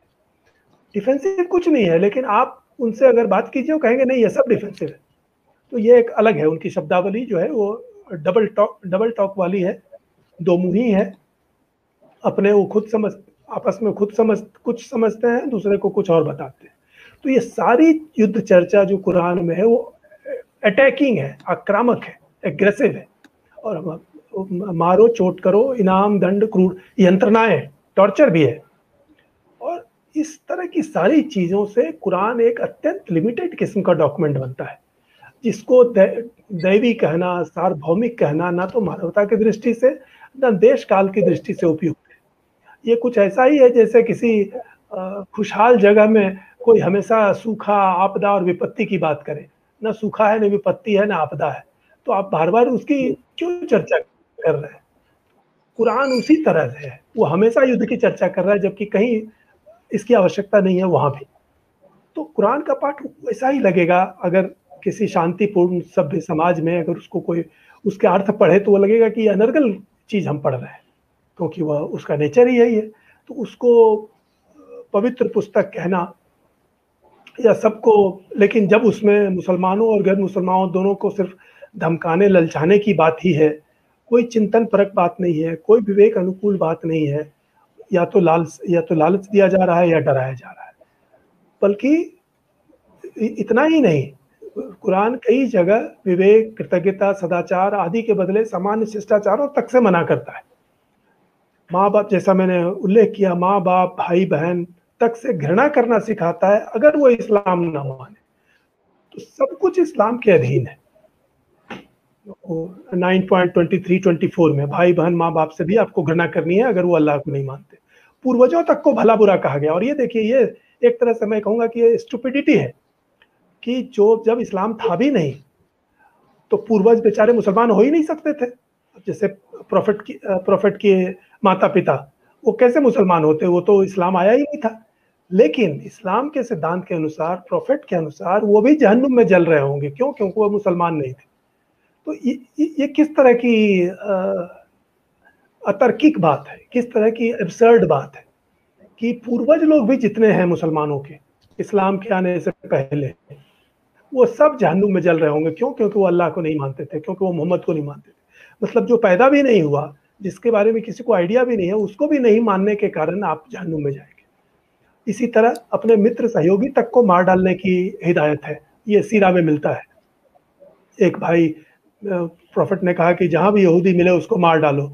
तो एक व्यक्ति था, वो जाकर के अपने पार्टनर को उसने मार डाला, क्योंकि उसका पार्टनर यहूदी था। वो ऐसा हाँ, वैसा। तो उसके भाई ने उसको मारना शुरू किया कि तू कितना गया गुजरा आदमी है, तूने अपने दोस्त को मार डाला जो कि तुम्हारा पार्टनर था, उसकी कोई गलती नहीं थी। बोला हाँ, प्रॉफिट ने कहा था। तो ये है इस्लाम कि वो किसी भी निर्दोष आदमी को, अपने दोस्त को, साथी को, संगी और संबंधी को, जिसका कोई नहीं है, बिना अपराध के भी मार डालने की हिदायत देता है। क्यों? क्योंकि वो अल्लाह को नहीं मानते या प्रॉफिट ने ऐसा कह दिया। तो ये कुल मिलाकर के इसको ध्यान से समझ लेना चाहिए कि ये इंटायर जो मैसेज है ये पॉलिटिकल है, इसमें कुछ भी गॉडली नहीं है। इसका ऑब्जेक्टिव भी पॉलिटिकल है, कब्जा करना, लूटना, बांट लेना, मार डालना, ये इसमें कुछ भी दैवी चीज नहीं है, ये पॉलिटिकल है, पॉलिटिकल उद्देश्य है। सेनाएं ऐसा करती हैं, साम्राज्यवादी शासक ऐसा करते हैं, इसलिए ये कोई दिव्य विचार नहीं है, ये एक तरह की युद्ध संहिता है, जिसको सीताराम गोयल ने कहा था कि entire Quran is manual of जिहाद, एक तरह की जालिम युद्ध शब्द, युद्ध संहिता। और अगर किसी को लगे कि ये काफिरों की मनमानी है जो हम ऐसा बोल रहे हैं, तो पाकिस्तान के ब्रिगेडियर जनरल थे एस के मलिक, उन्होंने पूरी किताब लिखी है इस पर, कुरानिक कॉन्सेप्ट ऑफ वार। उसकी भूमिका पाकिस्तान के राष्ट्रपति ने लिखी थी, जियाउल हक ने, 1975 में ये किताब छपी थी। वो पूरे कुरान की एनालिसिस करके देते हैं कि ये किस तरह से इसमें वार का सिद्धांत और प्रैक्टिस दोनों है। ब्रिगेडियर एस के मलिक, ये स्वयं मुस्लिम स्रोत भी वही कहते हैं। और आज ये आधुनिक बात कर रहा हूँ, ये आधुनिक मुसलमान, पढ़ा लिखा मुसलमान बता रहा है। तो जब हम या सीताराम गोयल कहते हैं कि ये entire Quran is manual of जिहाद, तो वो कोई बढ़ा चढ़ा के नहीं बोल रहे हैं, खुद मुसलमान भी यही कहते हैं। आयतुल्लाह खुमैनी ने यही कहा था, ऑल इस्लाम इज पॉलिटिक्स। इसीलिए वो, जैसा मैं सीताराम गोयल को कोट करता हूँ, उन्होंने हालांकि सूफी सिलसिलों के बारे में कहा था, सूफियों के बारे में कहा था कि भारत में जो सूफियों के बारे में भ्रम फैलाया गया है, तो उस पर उन्होंने संक्षेप में लिख करके एक बात कही थी जिसको मैं कोट कर रहा हूँ। सीताराम गोयल कहते हैं कि उनमें आध्यात्म खोजना तो दूर की बात है, मानव सुलभ साधारण नैतिकता की गंध भी उसमें नहीं मिलती। ये उसमें लिखते हैं वो सम्यक संबुद्ध की प्रस्तावना में। तो मेरे विचार से मोटे तौर पर यह संपूर्ण इस्लामी मतवाद के लिए सही है। अगर किसी को इससे संदेह हो तो वो स्वयं खोज करके दिखाएं कि उसमें कहाँ पर उनको कोई मानवीय शिष्टाचार या नैतिकता मिलती है। तो और इस अल्लाह का मूल्यांकन सीताराम गोयल जी ने अपने कलकत्ता कुरान पिटीशन में एक चैप्टर में किया है, छोटा सा चैप्टर है। तो वो अल्लाह के बारे में उनका एक विश्लेषण है, अगर जिनको अधिक रुचि हो वो पढ़ सकते हैं। मैं जो बोल रहा हूँ आज, जो कुछ बिंदु और हैं, वो ये है कि एक कॉमन सेंस से को जो बातें समझ में आती हैं, मैं जितनी बातें कह रहा हूँ कॉमन सेंस की बातें कह रहा हूँ, लेकिन वो इससे कमजोर नहीं हो जाती, वो उतनी ही सही है। जैसे एक विचार मेरे मन में आया कि जो भाषा कुरान में है और जो कंटेंट है वो एकदम बहुत सस्ते किस्म के हैं, क्षुद्र किस्म के हैं। जैसे कहीं कहीं वो गांव में झगड़ालू स्त्रियां एक दूसरे को गाली देती हैं या कोसती हैं, उस तरह की भाषा भी है। अब मैं आपको 2-3 उदाहरण देता हूँ कुरान के। कुरान सूरा नंबर 4 आयत नंबर 47, 4.47 मैं कोट कर रहा हूँ। ये उनके लिए कहा जा रहा है, मतलब जो मुसलमान नहीं बनेंगे, उनके हम चेहरे बिगाड़ देंगे, उनका सिर पीछे की ओर घुमा देंगे और लानत भेजेंगे। ये कुरान में अल्लाह कहता है। कुरान में अल्लाह कहता है, मैं एक दूसरी आयत पढ़ रहा हूँ, सूरा नंबर 3 आयत नंबर 54, 3.54। यहूदियों ने षड्यंत्र किया, अल्लाह ने भी षड्यंत्र किया, और अल्लाह सर्वोत्तम षड्यंत्रकारी है।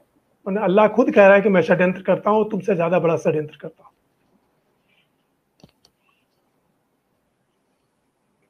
जी,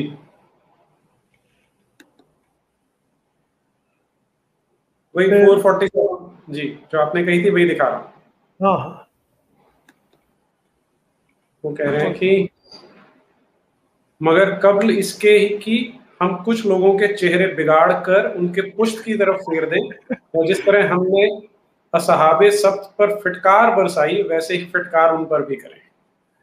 इनफैक्ट ये सारे जो ट्रांसलेशन है इंग्लिश और हिंदी सारे, सच पूछिए तो ये उसके मूल जो उसमें अर्थ है ना, जितने क्रूर या भद्दे या उटपटांग, उसको मुलायम करके ये अनुवाद किया गया है, तब आपको ऐसा मिल रहा है। लेकिन उसका भाव यही है कि मैं तुम्हारा नाक तोड़ दूंगा, तेरा सिर पीछे घुमा दूंगा, जो गली का दादा बोलता है, एग्जैक्ट वही भाषा है।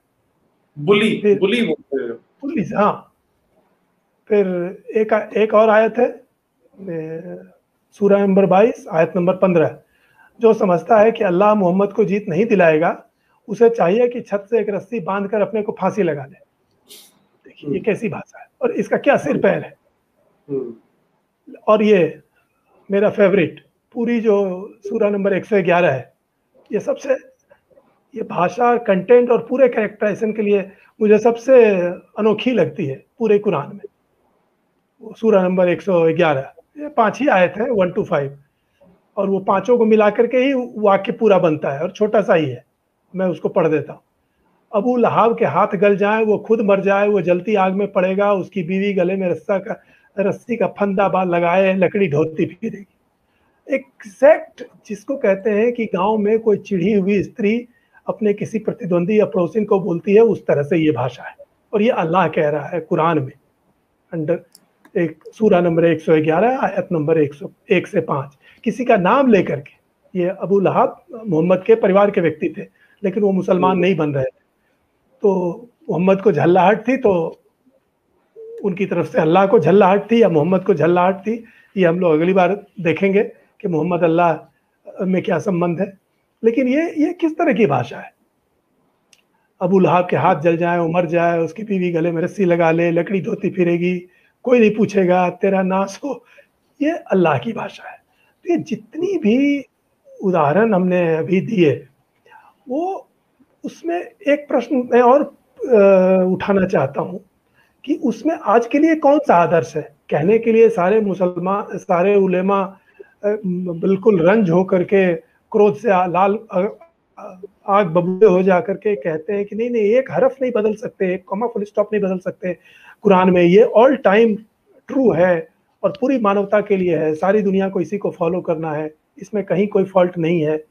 लेकिन मैं पूछता हूँ कि पूरी कुरान में आज के लिए कौन सा आदर्श है। मैं कुछ सरसरी बिंदु देखता हूँ, जैसे एक जो एक तरह से सिग्नेचर ट्यून है कुरान का, पूरे इस्लाम का, कि जो अल्लाह और मोहम्मद से लड़ते हैं, मतलब जो उनको नहीं मानते, उसी को लड़ना कहा गया है कि आप नहीं मान रहे हैं तो आप ऑफेंसिव हो रहे हैं। उसे कत्ल कर डालना, उसके हाथ पैर विपरीत दिशाओं से काट डालना, ये कुरान में है, उसके हाथ पैर उल्टे करके हाथ पैर काट डालो, ये कुरान में लिखा गया है। क्या ये आज के लिए आदर्श है कि जो अल्लाह और प्रोफेट को नहीं माने उसके हाथ पैर काट लो, या उन्हें अपमानित करके नागरिक विहीन, अधिकार विहीन अवस्था में रख के जजिया टैक्स लो, जो मुगल काल तक हुआ था और अभी भी जहां तहां हो रहा है। काफिरों पर हमले करना, रेड करना, रेड शब्द ही है, इंग्लिश में भी रेड है और हिंदी में भी हमला है। तो क्या ये आज के लिए आदर्श है। हमले के बाद जीत में लूटे गए माल को बांट लेना, किसी समूह को हराकर उनकी स्त्रियों को लूट के माल के रूप में भोगना, बेचना,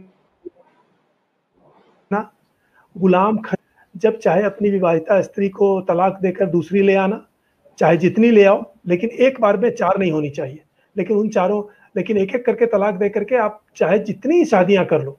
और ये उनके शायद कौन खलीफा थे, दूसरे या तीसरे, उनकी कहा जाता है कि 56 बार उन्होंने शादी की थी। प्रोफेट मोहम्मद के जो, हाँ, प्रोफेट मोहम्मद के शायद एक नाती का भी या किसी का आता है कि उसने शायद उसने भी 90 बार शादी की थी। तो इसी तरह वो 90 शादियों का क्या मतलब है, उनको स्त्रियों का नाम तक नहीं होगा। जैसे अभी पीछे आपने पूछा, उनकी कोई हैसियत नहीं है वस्तुओं के अलावा। जैसे आप किसी को जूते का शौक होता है तो 100 जोड़ी जूते रखता है, या सूट रखता है, या टाई रखता है, स्त्रियों का वो हाल है। तो क्या वो आज के लिए आदर्श है। अगर आप कहते हैं कि वो आइडियल है कुरान, तो ये कुरान की व्यवस्था है कि आप चाहे जितनी शादियां कर लो, जितनी बीवी ले आओ, एक बार में 4 रखनी चाहिए। फिर काम भोग के लिए अबाध संख्या में लौंडियां रखना, what your right hand possesses, गुलाम स्त्रियां चाहे जितनी भी हों, उनकी कोई गिनती की कोई लिमिट नहीं है। बीवी को कोड़े से पीटना, सूरा नंबर 4 आयत नंबर 34। नहीं, उसमें तो कोड़ा नहीं लिखा हुआ है। पता क्या बोल रहे हैं कि वो जो टूथपिक होती है ना, उससे जस्ट ऐसे टच करने को बोला है। हाँ, लेकिन वो कुरान में नहीं लिखी हुई है, उसमें लिखा हुआ है स्कॉर्च देम। और अरबी में जो होगी वो अरबी जानने वाले ज्यादा, वफा सुल्तान ठीक से बता देंगी कि एग्जैक्ट उसका अर्थ क्या है। लेकिन जब इंग्लिश में स्कॉर्च है, तो स्कॉर्च का जो पहला मीनिंग है वो है कूड़े से पीटना। इसका मतलब वो लाइट बीटिंग, हिटिंग, बीटिंग भी नहीं है, स्कॉर्च वर्ड है पिक्थाल। तो बीवी को कोड़े से पीटना, क्या ये आज के लिए आदर्श है। जिसके लिए, और हाँ, प्रॉफिट ये भी कहते हैं हदीस में कि उसके लिए मुसलमान पुरुष से कारण नहीं पूछा जाएगा कि उसने बीवी को क्यों पीटा, चाहे जितना पीटा और जब पीटा, जितनी बार भी पीटा, उससे कारण नहीं पूछा जा सकता। ये क्या आज का आदर्श है? फिर दूर दूर तक हमले करके काफिरों को अपने कब्जे में ले लेना, नॉन स्टॉप जिहाद करना जब तक कि पूरी धरती पर अल्लाह का मजहब न बन जाए, और इसके लिए मुसलमान या तो शहीद होकर जन्नत जाए या फिर जीत करके नई जमीन और लूट का माल भोगता रहे। फिर किसी का नाहक खून करने के बदले, मतलब मुसलमान का नाहक खून करने के बदले ब्लड मनी देना। तो ये जो 12-13 बातें हैं जो कुरान से मैंने ली हैं, ये कुरान हदीस में स्पष्ट लिखे हुए हैं, और जिसके अर्थ पर जैसा सदियों से मुसलमानों में कोई शक शुबा नहीं है। जो ऑर्थोडॉक्स व्याख्या सदियों से उलेमा की हैं, और आज भी मुझे लगता है कि अपने अपने मदरसों में और सिलसिलों में जो वो पढ़ाते हैं उसमें इस तरह की गोलमोल बातें नहीं बोलते हैं। जहाँ पर प्योर मुसलमान है, शुद्ध सिर्फ मुसलमान है, वहाँ उसका वो वही अर्थ बताते हैं। और यही कारण है कि दुनिया में सब जगह से जिहादी पैदा होते हैं और एक ही तरह के काम करते हैं, क्योंकि उनको एक ही शिक्षा मिलती है। ये जो मॉडर्न एनालिसिस, डेमोक्रेटिक और लिबरल एनालिसिस होती है, ये काफिरों को भरमाने के लिए होती है, और ये उन्हीं के बीच चलती है। ये आपको टाइम्स ऑफ इंडिया में ही मिलेगी, द हिंदू में ही मिलेगी, ये आपको देवबंदी मदरसे में ये अर्थ नहीं मिलेंगे मेरे ख्याल से। तो इन अर्थों पर कोई मतभेद कम से कम ऑर्थोडॉक्स उलेमा को नहीं है, अरब में नहीं है, टर्की में नहीं है। तो इनमें से कौन सी चीज आज के लिए आइडियल है? तो कैसे कह सकते हैं कि अल्लाह ने जो संदेश दिया था वो पूरी दुनिया के लिए है, और जो वो अर्थ है वही अर्थ मुसलमान सारी दुनिया में लागू भी करते रहे हैं सदियों से, और अभी भी लागू कर रहे हैं, चाहे इस्लामिक स्टेट हो या तालिबान हो या जहां भी उनका बस चलता है। अभी नाइजीरिया में कर रहे हैं, नाइजर में कर रहे हैं, सूडान में कर रहे हैं, बोको हराम वही कर रहा है कई वर्षों से। आप देखिए कि उसमें कौन सा अर्थ है, उसमें एग्जैक्ट वही अर्थ है जो लिटरल अर्थ है जिसका मैं उल्लेख कर रहा हूँ। और उसी दावे पर कि उस कुरान में ये जितनी बातें कही गई हैं, मारना, काटना, लूटना, बांटना, स्त्रियों के साथ ये व्यवहार करना, परिवार को ऐसे समझना, अपने दोस्त मित्र और के साथ ऐसा व्यवहार करना, जन्नत का ऐसा विवरण, जिहाद से बचने वाले मुसलमान को धमकी, इनमें से ऐसी यही पूरा का पूरा की संरचना है जिस पर इस्लामी पॉलिटिक्स खड़ी है आज भी। और ये नोट करना चाहिए कि जो लोग कहते हैं कि नहीं नहीं वो तो पुरानी बात हो गई, उसको आजकल कौन मानता है, वो सिर्फ हमारे अज्ञान का फायदा उठाते हैं। उनको लगता है कि अरे ये सब बातें इतनी आउटरेजियस है कि हमारे ये कहते ही कहेगा हाँ हाँ वो सब तो पुरानी बात है ना, 1400 साल पहले की बात है, उस समय तो सब जगह कुछ ऐसा ही होता होगा वगैरह वगैरह। वो इस बात को छिपा लेते हैं कि वही प्रैक्टिस आज के लिए भी 100% लागू बताई जाती है। उसमें एक की भी भर्त्सना नहीं की गई है, एक को भी गलत नहीं कहा गया है। और जहां जिसको मौका मिलता है, इस्लामी जमात को, चाहे वो लिबरल हो या कट्टरपंथी हो, कोई फर्क नहीं है, वो उसी को लागू करता है, क्योंकि शरीयत एक है, कुरान एक है इसलिए शरीयत एक है, प्रॉफिट एक है इसलिए शरीयत एक है, कुरान एक है इसलिए शरीयत एक है, उस पर किसी को मतभेद नहीं है। और इसी का परिणाम यह भी है कि आज तक लिबरल जो मुस्लिम है या उनके लीडर हैं, वो भी कभी सदियों से जो इस्लाम ने गैर मुस्लिमों के साथ किया है उसके लिए कोई अफसोस भी नहीं व्यक्त करते कि हाँ इस्लाम ने ऐसा किया है, इसका हमें बड़ा अफसोस है, जैसे ब्रिटिश लोग करते हैं या अमेरिकन ने किया था, जापानियों ने किया है कोरिया के साथ, रशियंस ने किया है। मतलब जहां उन्होंने अत्याचार किया वो बाद में कहते हैं कि हाँ ये तो अत्याचार हुआ और गलती हुई। लेकिन आप नोट कीजिए कि इस्लाम ने जो काफिरों पर अत्याचार किए हैं 1400 सालों से, या गुलामों पर किए हैं, काले लोगों पर किए हैं, कहीं भी उसके लिए कहीं सॉरी नहीं कहा गया है। और उसका कारण यही है कि सॉरी तो वो तब कहेंगे ना जबकि उसको गलत मानेंगे, उसको गलत नहीं मानते हैं, वो कहते हैं वो तो बिल्कुल ठीक था क्योंकि अल्लाह ने कहा था, प्रॉफिट ने कहा था, प्रॉफिट ने वही किया था जो हमने किया, उसमें गलती क्या हुई। और यही कारण है कि आज भी इस्लामी स्टेट हो या तालिबान हो या खुमैनी हो या एर्दोगान हो या उधर बोको हराम हो, जिनको जहां मौका मिलता है, यहाँ तक कि बांग्लादेश पाकिस्तान में भी वो एग्जैक्टली वही करते हैं। बल्कि भारत में भी आपको ऐसे उलेमा, ऐसे एकेडमिक मिल जाएंगे जो कि संयत भाषा में ये बात कहते हैं कि नहीं नहीं उसमें कोई फॉल्ट नहीं है, कहीं नहीं कह सकते। तो सारी जो समस्या है पूरी दुनिया में इस्लाम को लेकर के, वो इसीलिए है कि वो कुरान को, प्रॉफिट के एग्जाम्पल को, हदीसों को हूबहू इनफोर्सिएबल मानते हैं, आइडियल मानते हैं, उसको गॉडली मानते हैं। लेकिन जैसा मैंने बताने की कोशिश की कि ये जो चीज़ें हैं इसमें कुछ भी गॉडली नहीं है, एक तरह की गैंगस्टरिज्म है। आप इसको अपने अल्लाह का नाम दे करके एक दैवी रूप देने की कोशिश की है, लेकिन उससे उसका चरित्र बदल नहीं जाता। बल्कि एक एक और चीज़ का उदाहरण मैं देना चाहता हूँ, ये मुझे ध्यान नहीं रहा। अल्लाह मुसलमानों से एक सौदेबाजी भी करता है। ये है कुरान में सूरा नंबर 9 आयत नंबर 111, और ये मुसलमानों के सोचने की चीज़ है। जिन मुसलमानों में विवेक थोड़ा भी है, या जिनको ये घमंड है कि वो सोच समझ सकते हैं और विचार कर सकते हैं, रैशनली सोच सकते हैं, साइंटिफिकली सोच सकते हैं, ये उनके विचार की चीज़ है कि सूरा नंबर 9 आयत नंबर 111 में अल्लाह कहता है कि अल्लाह ने मुसलमान से सब कुछ खरीद लिया है। किस लिए? वो जन्नत के बदले, मतलब मरने के बाद मुसलमानों को जन्नत मिलेगी, उसके बदले अल्लाह ने तुम्हारा सब कुछ इस धरती पर तुमसे ले लिया है। ये सौदा है। ये है सामने, जान और माल खरीद लिए हैं। ये देखिए एकदम खरीद बिक्री की टर्मिनोलॉजी है, सौदा है। मैं ये कहना चाहता हूँ, ये कैसा सौदा है? उसको सिर्फ जन्नत मिलेगी एक पक्ष को, मतलब एक पक्ष के लिए सिर्फ काल्पनिक चीज है, और दूसरा पक्ष ठोस चीज ले रहा है। मतलब हमारा जान माल, मुसलमानों का जान माल तो ठोस चीज है, तो ये अल्लाह ले रहा है, और उसको दे क्या रहा है कि तुझको मरने के बाद जन्नत मिलेगी। ये उसी तरह का सौदा है जैसे कोई कहे किसी की सारी संपत्ति लिखा ले और कहे कि तुझे अगले जन्म में मैं इसका 5 गुना दे दूंगा। एग्जैक्टली यही सौदा अल्लाह कर रहा है मुसलमानों के साथ, कि तुम्हारी इस जिंदगी, सारी प्रॉपर्टी, बाल बच्चे, तुम्हारी जान, वो अल्लाह ने खरीद ली है तुमसे, यही टर्म है। और बदले में क्या दिया है? बदले में तुमको जन्नत मिलेगी। तो एक कॉमन सेंस का हिंदू यही कहेगा कि यह शुद्ध ठगी है। जैसे बच्चे को कोई ठग लेता है, उसके हाथ में हीरे की अंगूठी है, तो उसको कहता है ले मैं तुझे टॉफी दे रहा हूं, लेकिन वहां फिर भी एक ठोस चीज है। मैं कह रहा हूं कि अल्लाह ने तो एक भी ठोस चीज नहीं दी है, सिर्फ जन्नत का वादा है।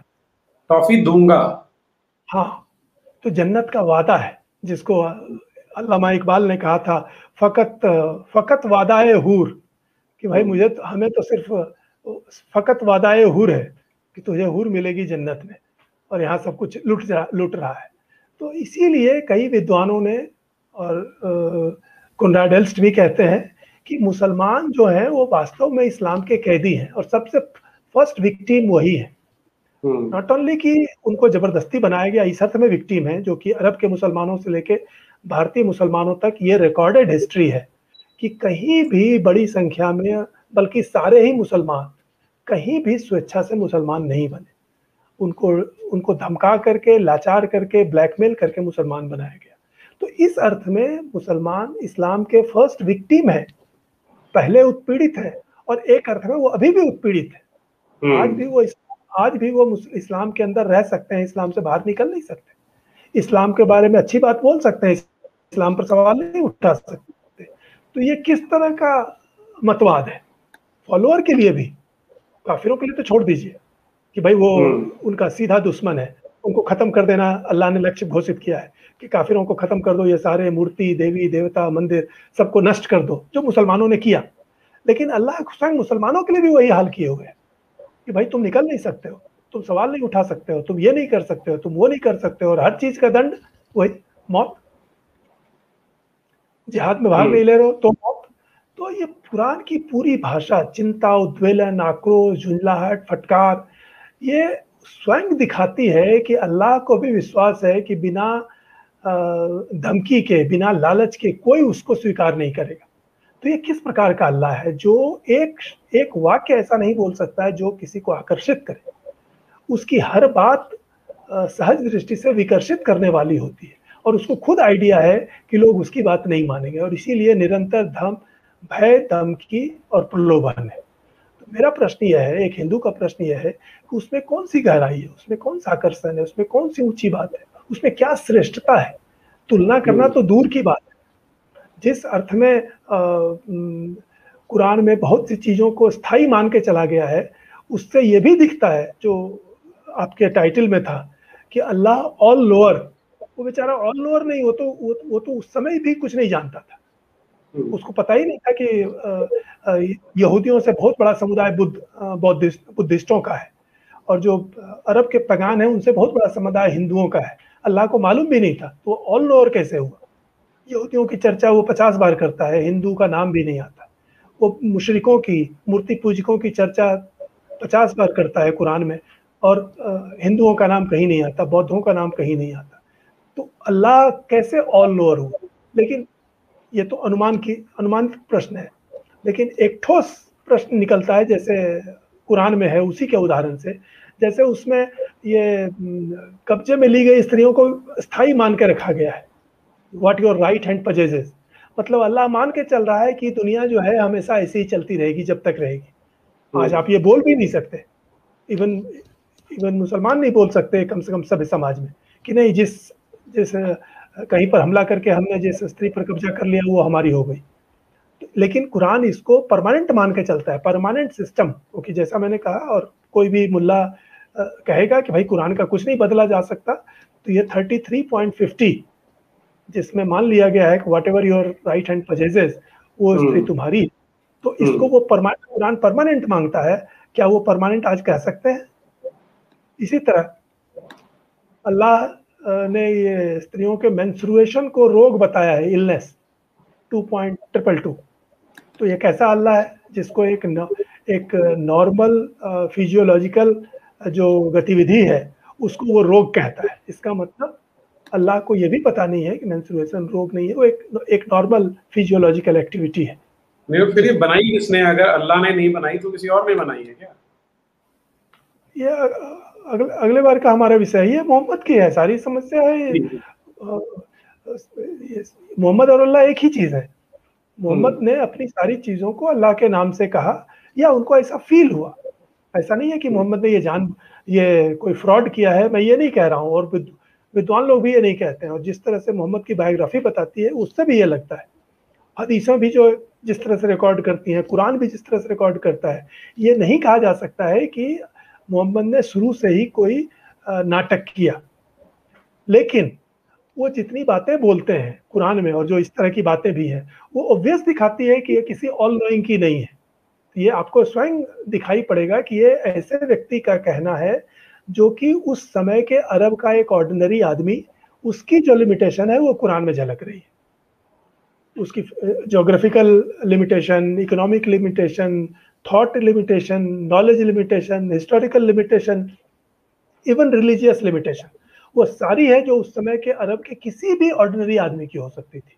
और इस मामले में प्रॉफेट मोहम्मद किसी भी ऑर्डिनरी अरब से एक रंच मात्र बेहतर नहीं दिखते हैं। इसलिए ये उसी का उदाहरण है कि मेंस्ट्रुएशन को इलनेस बताना। सूरा नंबर 2 आयत नंबर 222। तो ये साफ दिखाता है कि अल्लाह को स्वस्थ और अस्वस्थ व्यक्ति के अंतर का भी ठीक से पता नहीं है। सच तो यह है कि सिर्फ स्त्रियों के प्रति जितने विवरण हैं कुरान में, जैसी भावना है, जैसा व्यवहार है, जैसे नियम रखे गए हैं, वही दिखाते हैं कि ये ईश्वरीय बात नहीं हो सकती है। उसको पुरुष की संपत्ति मानना, अदला बदली की चीज मानना, मामूली उपयोग की वस्तु से अधिक कुछ नहीं मानना, ये ऐसी चीज है जो अपने आप दिखाती है कि कोई गॉडली चीज नहीं हो सकती। और इसका प्रमाण है कि ये सारी जो अनुवादों में जो घपले किए जाते हैं, इसीलिए कि सारे मुसलमान विद्वान लेखक भी जानते हैं कि इसको डिफेंड वो नहीं कर सकते, या इसको अगर वो एग्जैक्ट लिख देंगे जो अरबी में रखी हुई है, तो इसका बड़ा बुरा किसी पर भी असर पड़ेगा। मुसलमान पर भी पड़ेगा, नॉन मुसलमान पर तो पड़ेगा ही, कि ये अल्लाह के शब्द कैसे हो सकते हैं, किसी गॉड के शब्द कैसे हो सकते हैं। तो कहने का मतलब ये है कि अगर एक तरफ वो कहते हैं कि कुरान को सार्वभौमिक माना जाएगा, ऑल टाइम ट्रू है और सारी मानवता के लिए है, लेकिन सच्चाई यह है कि अगर कुरान को आज के लिए कानून बताया जाए, इवन मुसलमानों के लिए, तो उसका पालन करने वाला इनह्यूमन होगा, एंटी विमेन होगा, एंटी नेशनल होगा, एक डिस्पॉट होगा, क्रूअल डिक्टेटर, और माइंडलेस होगा। क्योंकि इसके अलावा इसके सीखों का कोई और अर्थ नहीं है। जितने कम से कम 25-30 उदाहरण हमने दिए अभी, और वो सब के सब दिखाते हैं कि आप उसको डिफेंड नहीं कर सकते, और यही कारण है कि उसके ट्रांसलेशन में गोल बोल किया जाता है। तो मुझे लगता है कि कम से कम गैर मुसलमानों के लिए, काफिरों के लिए, तो इस बात का दबाव डालना जो गांधी जी ने किया था कि भाई ये रिलीजियस पुस्तक है और इसको आपको वही इज्जत देनी है जो आप गीता को देते हैं, रामायण को देते हैं, मुझे लगता है कि ये हिंदुओं पर, गैर मुस्लिमों पर एक तरह से दोहरी चोट है, दोहरा अत्याचार है। एक तो आप उनको एक अनुचित चीज को उचित मानने के लिए कह रहे हैं, और दूसरा उसको आप अपने ज्ञान ग्रंथों के बराबर रखने की कोशिश के लिए उस पर दबाव डाल रहे हैं, और इसके लिए उन पर एक तरह से कंपल्सिव मोरल दबाव देते हैं। तो ये उचित नहीं है, ये विवेकशील नहीं है, ये हमारी हमारी धर्म परंपरा ऐसा नहीं कहती है। हमारी धर्म परंपरा तो सवाल करने के लिए कहती है। तो भारत में ऐसा कहना तो और भी दुर्भाग्यपूर्ण है, ऐसा मुझे लगता है। जी जी, ठीक बात है। दर्शकों के प्रश्न? हाँ हाँ, जरूर जी। सनातनी first, Tariq Fatehji claims there is no history written by Jews of 800 Jews being beheaded, and Aisha was 14, and Quran Sirat is wrongly written. Is it apologia? I don't know what it is, but it is plainly wrong. इब्न इशाक की जो सीरा है, जिसको मैंने कहा कि वो कुरान के जैसी पूजी जाती है, उस पर कोई डाउट नहीं है। उसमें क्लियरली लिखा हुआ है, अल तबारी के सीरा में भी लिखा हुआ है, अधिक से अधिक भेद होता है कि वो 800 थे या 900 थे, कहीं कहीं 700 मिलता है, 700 से कम कहीं नहीं मिलता है। उन 700 को ले जा करके बाकायदा मार्केट में गड्ढा खोद करके और तलवार से उनको रात तक उनके मुसलमान उनको मारते रहे, और प्रॉफेट मोहम्मद और उनकी बीवी, वही नाबालिग बीवी आयशा, वो उसको बच्ची बीवी, वो दोनों पूरा कृत्य देखते रहे अंत तक। ये इब्न इशाक की सीरा में डिटेल में मिलता है, प्रमाणिक रूप में। या तो तारिक साहब सुनी सुनाई बता रहे हैं, या फिर उनको किसी ने बरगला दिया है। जी।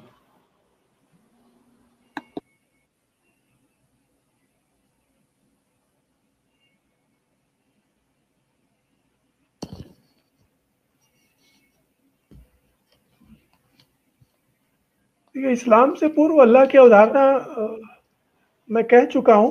हाँ जी, बता चुके हैं, तो ठीक बात है। हाँ, बता चुका। Rahul Gandhi ji, violence is a human aspect. Islam nurture this aspect. Can we, with logic, make them peaceful? What we nurture will express itself. This is compulsive. It is not possible. देखिए आप, ये वही चीज है जो लोग, जैसे वासिम रिजवी साहब ने कहा कि भाई 26 आयतें इसमें इंटरपोलेटेड हैं, इसको निकाल दीजिए, ये वायलेंस सिखाती है। ऐसा नहीं है। पूरी इस्लाम एक सीमलेस गारमेंट है, और पूरी कुरान भी एक सीमलेस गारमेंट है। आप कितनी वायलेंट आयतें निकालेंगे?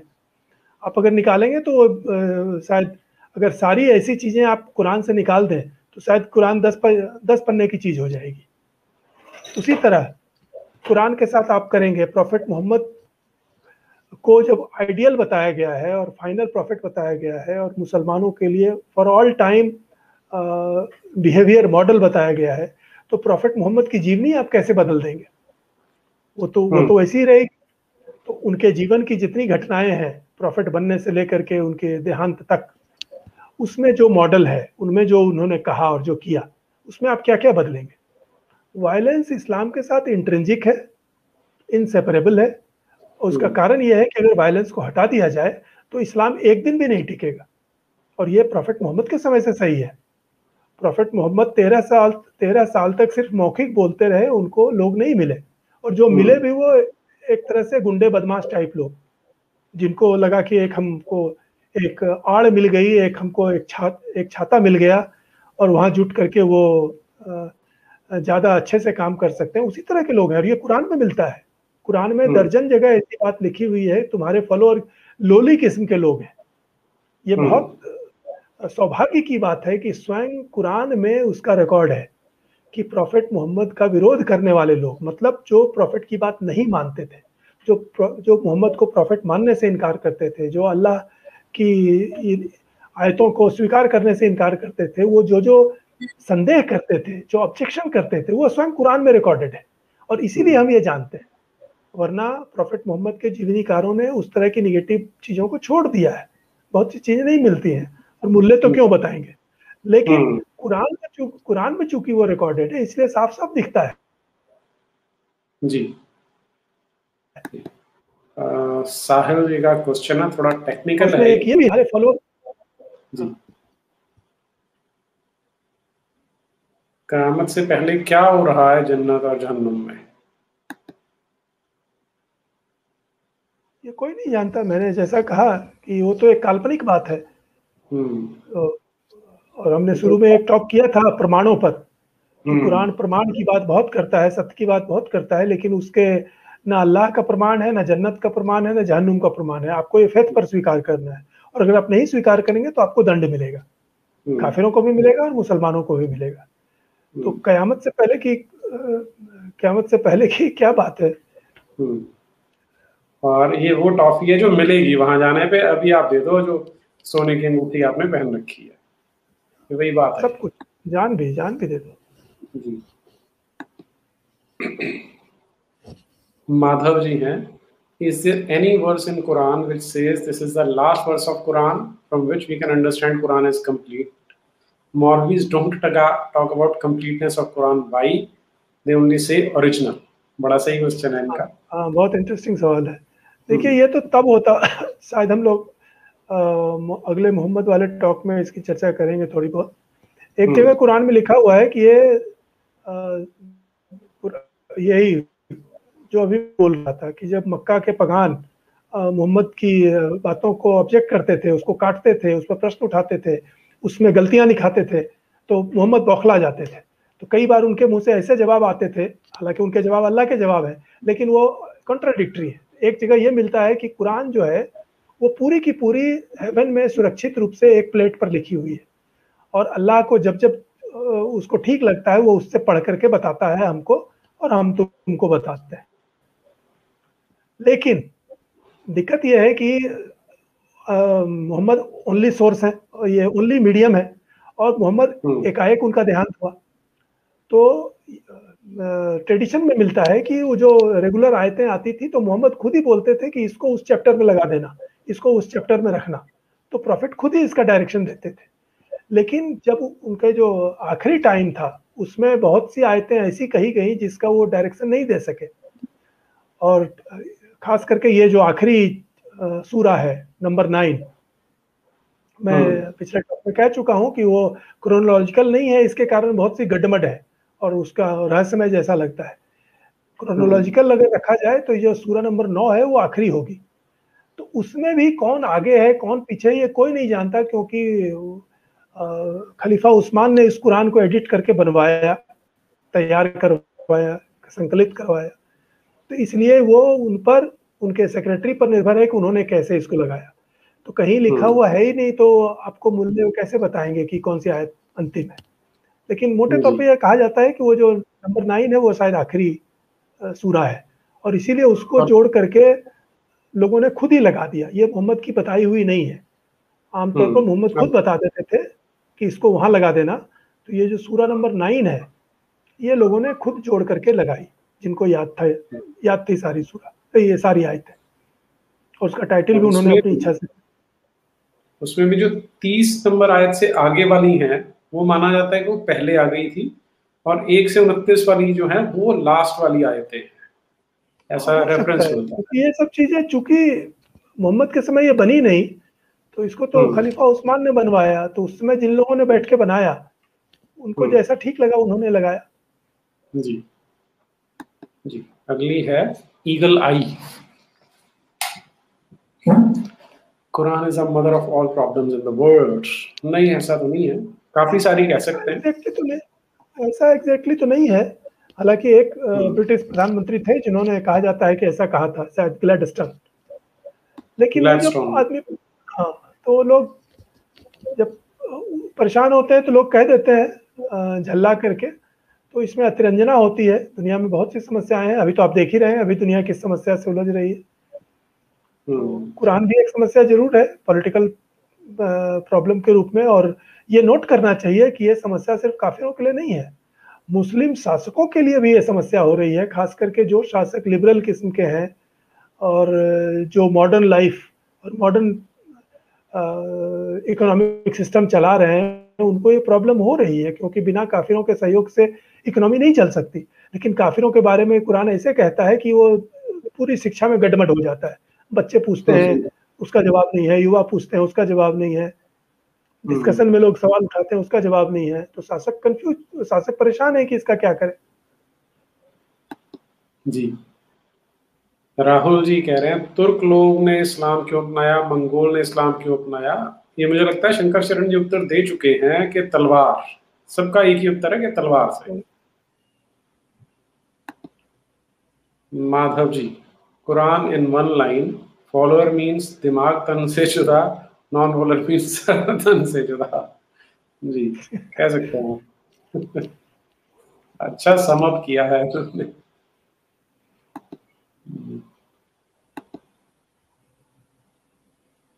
उमर शेख, लिट्टे वाले भी हिंदू थे, कृष्ण भी जंग कराया। अरे वाह, ये ठीक है सर। इनको आपको आंसर ये है उमर शेख जी कि जंग तो पहले भी होती थी, आज भी होती है और सदा होती रहेंगी जब तक मानवता है।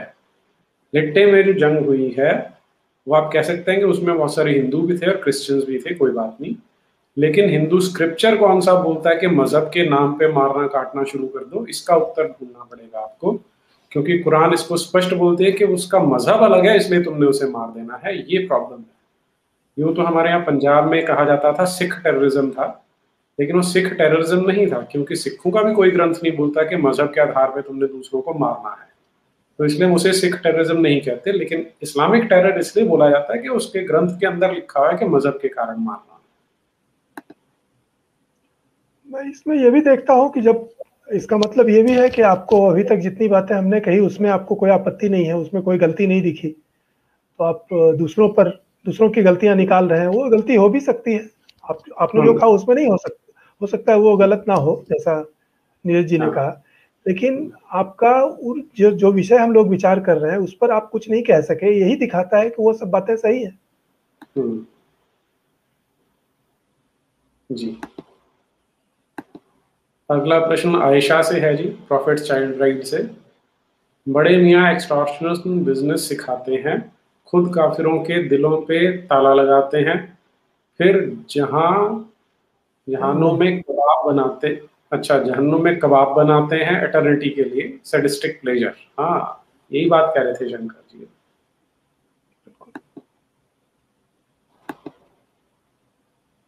Algebra, sir, given that Dean has totally predictable as lopsided walk of crab ends at same place regardless of where it starts, how can we exploit its predictability? How can we bankrupt it?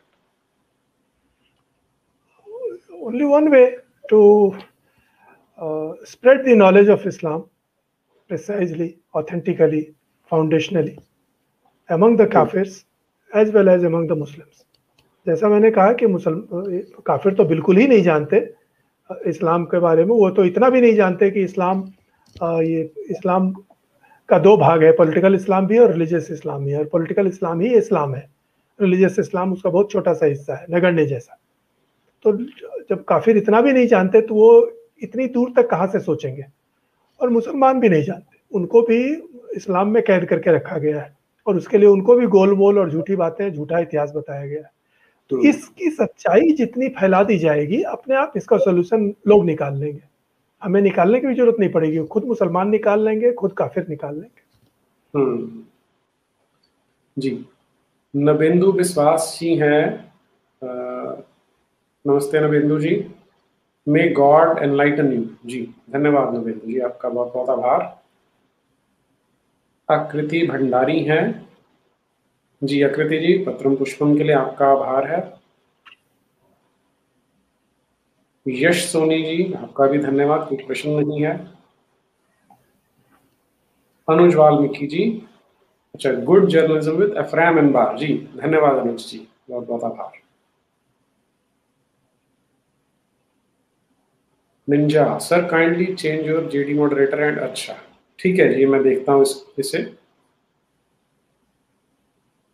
Professor Gautam Sharma हैं, हम उनसे आबादी वित्त ज्ञान culture इतिहास में कम है, big no. हम उनसे मैसेज ट्रांसफर में कम है, बिग यस। उनके पास 1000 ईयर से मस्जिद एंड मदरसा है बात बताने के लिए सभी 100% मुस्लिम को। We reach only like-minded 1%. What about 99%? Need a system to communicate every single Hindu in any corner. Adi Shankaracharya does the same. Narrative means reaching maximum, not creating a best quotes. जी, ये बात तो आपकी ठीक है। समस्या यह है कि आज शिक्षा स्टेट के हाथ में है, कम्युनिकेशन मीडियम भी कम से कम भारत में स्टेट के हाथ में है।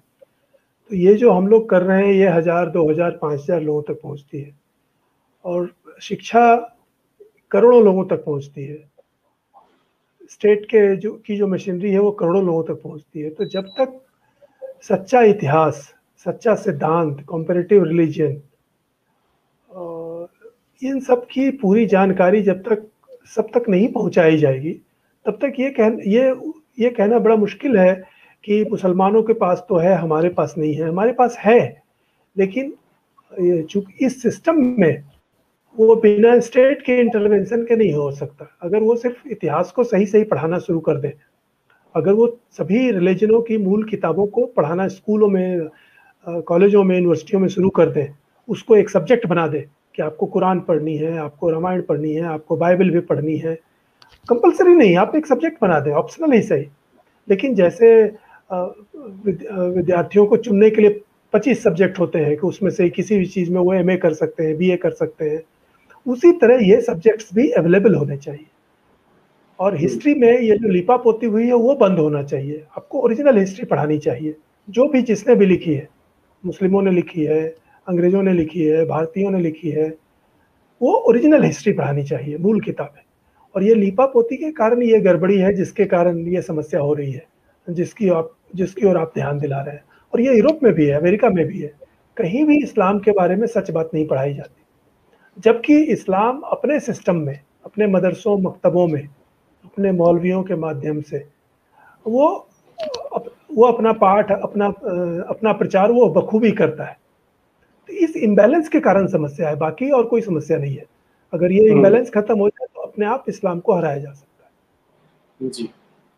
अच्छा, इनका एक बड़ा इंटरेस्टिंग सजेशन है, make a video on comparative study of Quran with crimes and try to delete the crimes which are not justified in Quran, and then tell us the number of deleted ones. Crime, what is crime? Crime के हाँ जी, crimes की list बना लीजिए, जो कुरान में जिनके बारे में मेंशन्ड है वो बता दीजिए, जो नहीं है उनको हटा दीजिए। ये करके तो किसी ने नहीं देखा, लेकिन मुझे लगता है वो बहुत पतली किताब हो जाएगी। एक शीट, एक ही कागज बनेगा वो। हो सकता है, हो सकता है। प्रशांत जी हैं, क्या ये समस्या सभी अब्राहमिक धर्मों में नहीं है, मजहबों में, धार्मिक गुड क्वेश्चन, गुड क्वेश्चन। लेकिन अंतर यह है कि बाकी जो अब्राहमिक मजहब है उन्होंने अपनी उन सब चीज़ों को छोड़ दिया है, वो रिफॉर्म्ड हो चुके हैं, वो उससे जीवन नहीं चलाते। जैसे इजराइल एक मॉडर्न डेमोक्रेटिक कंट्री है और वहाँ सभी लोग समानता से रहते हैं, सारे अधिकार लोगों के पास हैं, उसमें कोई भी चीज़ वो तोरा से नहीं चल रही है। उनका जो रिलीजियस पार्ट है उससे वो चलते हैं। उसी तरह यूरोप, अमेरिका में कोई भी चीज़ बाइबल से नहीं चल रही है। तो इसलिए वो समस्या उनकी थी, उसको उन्होंने सुलझा लिया, इस रूप में सुलझा लिया कि उन्होंने उसको पीछे छोड़ दिया। अब वो बाइबल से नहीं चलते हैं। बाइबल उनके चर्च में रहती है, जिनको श्रद्धा होती है जाकर के उसमें अनुष्ठान वगैरह में भाग लेते हैं, जीवन की कुछ सांस्कृतिक ज़रूरतें हैं उसको उससे पूरा करते हैं। लेकिन चर्च ने जिस तरह से लगभग 700-800 साल शासन चलाया यूरोप में, वो शासन अब वहाँ नहीं है। इसलिए ये कहना चाहिए कि ये समस्या अब सिर्फ इस्लाम की है। दूसरी बात, इस्लाम को अब्राहमिक कहने में भी मुझे लगता है कि कुछ गड़बड़ है। कम से कम अब्राहमिकों ने ये कभी नहीं माना था कि ये हमारे अंग है। मोहम्मद ने उन पर कब्जा करने की कोशिश की और उनको खत्म करने की कोशिश की। जैसा मैंने पिछले टॉक में कहा था कि उन्होंने उस कंपनी पर ही कब्जा करना चाहा कि जीव, और इसलिए वो 10 साल तक यहूदियों के पीछे लगे रहे कि यहूदी उनको अपना प्रॉफिट मान ले, क्योंकि वो अपने आप को यहूदी प्रॉफिट कहते थे, उसी परंपरा का प्रॉफिट कहते थे। वो कहते थे कि मेरा रिलीजन अब्राहमिक है, वो ये नहीं कहते थे कि मेरा रिलीजन इस्लाम है। वो मदीना जाने के बाद भी वो कहते थे कि my religion is religion of Abraham. तो उन्होंने अब्राहमिक रिलीजन्स पर कब्जा करने की कोशिश की, और उनको कभी भी क्रिश्चियनों ने और यहूदियों ने स्वीकार नहीं किया कि आप अब्राहमिक हैं। तो इसलिए मुझे लगता है कि इस्लाम को अलग ही रखा जाए तो अच्छा है। बिल्कुल ठीक बात है।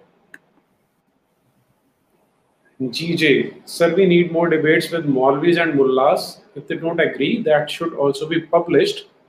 Please don't tell us to arrange debates. अच्छा ठीक है जी, आपको नहीं कहूँगा। हम चाहते हैं, आपको पिछली बार भी बताया था कि शंकर शरण जी ने भी, मैंने भी, हमने कहा है जो सभ्य भाषा में कोई चर्चा करना चाहता है, डिबेट करना चाहता है, उनका स्वागत है। एक दो ने कांटेक्ट किया है, लेकिन जब हमने उनसे कहा कि आपको अपने बारे में पहले स्पष्ट करना पड़ेगा कि आप कौन हैं, तो क्योंकि एनोनिमस हैंडल से आ जाते हैं तो उनको हम नहीं रख सकते, और अगर आप कह रहे हैं कि हम उनको चिट्ठियां भेजें तो वो शायद थोड़ा ज्यादा फार फेस्ट हो जाएगा। पहले हम अपना काम कर लें, फिर इस पर विचार किया जा सकता है कि हम उन्हें इनवाइट करना शुरू करें। नहीं, लेकिन मुझे भी एक बात कहनी है, आप सारे काम हम ही को करने के लिए क्यों कह रहे हैं? आपकी जो बात की आखिरी हिस्सा है, मैं उससे असहमत हूँ। मान लीजिए हम तो ये काम कर रहे हैं, तो कुछ काम और लोगों को भी करना चाहिए, क्योंकि ये चीज तो एक दो आदमी के हाथ की नहीं है। तो समाज अगर अधिक से अधिक इसमें हिस्सा लेगा तभी ये काम फैलेगा। अगर सारे काम नीरज जी ही करेंगे तो ये लड़ाई जीती नहीं जा सकेगी। इसलिए ये डिमांड बिल्कुल जेन्युइन है कि किसी थर्ड पार्टी को, किसी इंस्टीट्यूशन को सामने आना चाहिए। और जिस तरह से स्वामी दयानंद सरस्वती जब वो डिबेट करते थे, तो मुझे पूरा विश्वास है कि उसका अरेंजमेंट वो खुद नहीं करते थे, कोई ना कोई उनके लिए अरेंज करता होगा। और आज भी ऐसे होता है, वो टीवी पर हो रही हो या समाज में हो रहा हो, उसको कई तरह के लोग उसमें इन्वॉल्व होते हैं। आजकल तो इवेंट मैनेजमेंट का बाकायदा एक प्रोफेशन ही शुरू हो गया है। तो लगता है कि ये इतनी हल्की बात नहीं है जिसको ऐसे लेना चाहिए। अगर ये गंभीर है तो इसमें गंभीरता से संस्थाओं को, लोगों को, इंडिविजुअल्स को आगे आना चाहिए। और उसके साथ मैं ये भी कहूँगा कि मुल्ले मौलवियों से डिबेट से पहले, या उससे शायद ज़्यादा जरूरी है कि पहले आप हिंदू समाज को इन बातों के प्रति और जागरूक करें, खास करके उनके नेताओं को, शासकों को, प्रशासकों को, क्योंकि वो हम जो कह रहे हैं वो इसके ठीक उल्टी बातें 1000 गुनी कैपेसिटी और एम्प्लीफिकेशन से रोज कह रहे हैं। तो हमारी बात तो डूब जाती है उसमें। मुल्ले मौलवियों के साथ बहस में तो कभी कभी ये लगता है कि हमारा उसमें समय जाता है, क्योंकि वो टू द पॉइंट डिस्कशन नहीं हो पाता। वो हमें डाउन करने की कोशिश करते हैं, हम उसमें फंस जा सकते हैं। मुझे उससे कोई दिक्कत नहीं है। जैसा मैंने कहा कि अगर वो नीरज जी ने भी कहा कि अगर स्टैंडर्ड डिबेट होती है तो उसमें भाग लेने के लिए तैयार है, लेकिन वो स्टैंडर्ड डिबेट होनी चाहिए। सिर्फ तू मैं हो, समय नष्ट हो, आपकी ऊर्जा खराब हो और लोगों पर का फायदा न हो, तो ये उचित नहीं है। लेकिन जो पहली बात है वो उस पर मैं चाहूँगा कि आप जरूर गौर करें कि समाज इतना बड़ा है हमारा, उसमें लोगों को आगे आना चाहिए। ठीक बात है। Madhav ji, my original question, नहीं, no Madhav ji, there is no such ayat in the entire Quran which says that this is the final Quran and it will not come anymore. वो तो जब तक मोहम्मद बिन अब्दुल्ला जीवित रहते आते रहने थे। आपको मोडस ऑपरेंडी समझ में आ जाना चाहिए अब तक, लेकिन नहीं आया तो अगली बार हम इस पे चर्चा करेंगे और क्लैरिटी आ जाएगी उससे। सनातनी first, is there even a single action of ISIS, Al-Qaeda, LET, Boko Haram and 100 other Islamic jihad groups not in consonance with Quran or Muhammad's Sunnah? जी बताइए। देखिए, तो अनुमान से ही कहा जा सकता है, क्योंकि ऐसा रिसर्च तो हमने नहीं किया और किसी को करना चाहिए। आपका ये प्रश्न बहुत अच्छा है, किसी रिसर्चर को और यही मैं कह रहा था कि यूनिवर्सिटीज़ हैं, ये सोशियोलॉजी के डिपार्टमेंट है, पॉलिटिकल साइंस के डिपार्टमेंट है, लॉ के हैं, लिटरेचर के हैं, उनमें से किसी को इस तरह की चीज़ें लेनी चाहिए रिसर्च के लिए कि आईसिस के जितने डॉक्यूमेंट हैं, अलकायदा के जितने डॉक्यूमेंट हैं, जितने क्रियाकलाप हैं, ये इतनी हाल की चीज़ें हैं कि इसके डिटेल्स हजारों की संख्या में मिल जाएंगे और तब आपके प्रश्न का उत्तर सटीक मिलेगा। अभी हम अनुमान से कह सकते हैं कि जितनी चीज़ें उनकी चर्चित हुई, जितनी चीज़ें दुनिया में बार बार प्रसारित हुई, उसमें एक भी ऐसी चीज़ नहीं है जो उन्होंने कुरान के खिलाफ की है या मोहम्मद के सुन्नत के खिलाफ की है। वो एग्जैक्टली उसी से सीखते हैं। बल्कि आईसिस ने तो कहा ही था कि हम अपनी सारे काम प्रोफेटिक मेथोडोलॉजी से कर रहे हैं, ये उनका वर्ड है कि एग्जैक्टली जो प्रॉफिट ने किया हम वही कर रहे हैं। और इसके लिए उन्होंने मुस्लिम कंट्रीज, मुस्लिम शासकों को भी बुरा भला कहा कि तुमको किसने कहा कि तुम अपनी कंट्री बना लो, अपनी कंट्री को कॉन्स्टिट्यूशन बना लो, तुमको किसने कहा कि यूनाइटेड नेशन में भाग लो, ये तो प्रॉफिट ने नहीं कहा था। तो वो इन सब चीज़ों को नॉन इस्लामिक कहते थे और इसीलिए कहते थे कि ये सारे मुस्लिम कंट्रीज के शासक जो हैं ये भी काफिर हो गए, इनको भी मार डालना है। तो एग्जैक्टली वो मोहम्मद की लाइन से चल रहे थे। GJ, agree to you, sir. I'm doing my bit in whichever I can. I'm from Karnataka. My Hindi is not better than you people, but from South, really want to do something. Ji GJ जी, बहुत बढ़िया। Thank you जितना sir. करेंगे उतना अच्छा है। Thank you thank you. जितने लोग हाथ बटाएंगे उतना अच्छा रहेगा इसमें तो। नहीं, उसका लाभ ये होता है कि उससे वो ज्योमेट्रिकल बढ़ता है। हाँ जी। एक दो में अगर तीसरा व्यक्ति मिलता है, चौथा मिलता है, तो वो 4 नहीं होते हैं, वो 44 हो जाते हैं। Madhav ji, please give ISBN number because there are different versions of same publication, English translations of Life of Muhammad and Holy Quran, which are treated as authentic by Muslims. Online, out of stock, how to buy? अच्छा। I think Life of Muhammad, हाँ आप बोलिए please. Sorry sir, आप बोलिए जी। That's okay, आप बोलिए। कि जो शंकर शरण जी ने बताई थी इब्न इस्हाक वाली, वो एक ही वर्जन है, मैं नहीं परिचित कि उसका कोई दूसरा वर्जन हो, वो लीजिए, ऑथेंटिक बायोग्राफी है। विलियम मोयर की बायोग्राफी आप ले सकते हैं, उनका ब्रिज्ड वर्जन लेना है वो लीजिए, नहीं तो पूरी 4 वॉल्यूम्स में है, पूरी ऑथेंटिक है। और अगर आपको ऑनलाइन मिल जाएंगी, archive.org पे जाइए, वहां आपको मिल जाएंगी ये सारी बायोग्राफीज। हाँ, फ्री अवेलेबल है अब तो। यस। और कुरान कौन से ऑथेंटिक है? मोहम्मद पिकथॉल की ठीक है, हिलाली एंड खान की ले लीजिए। ये जो मैं तंजील.net दिखाता हूँ, यहाँ पर जितनी आप कोई भी चाहें उसको डाउनलोड भी कर सकते हैं।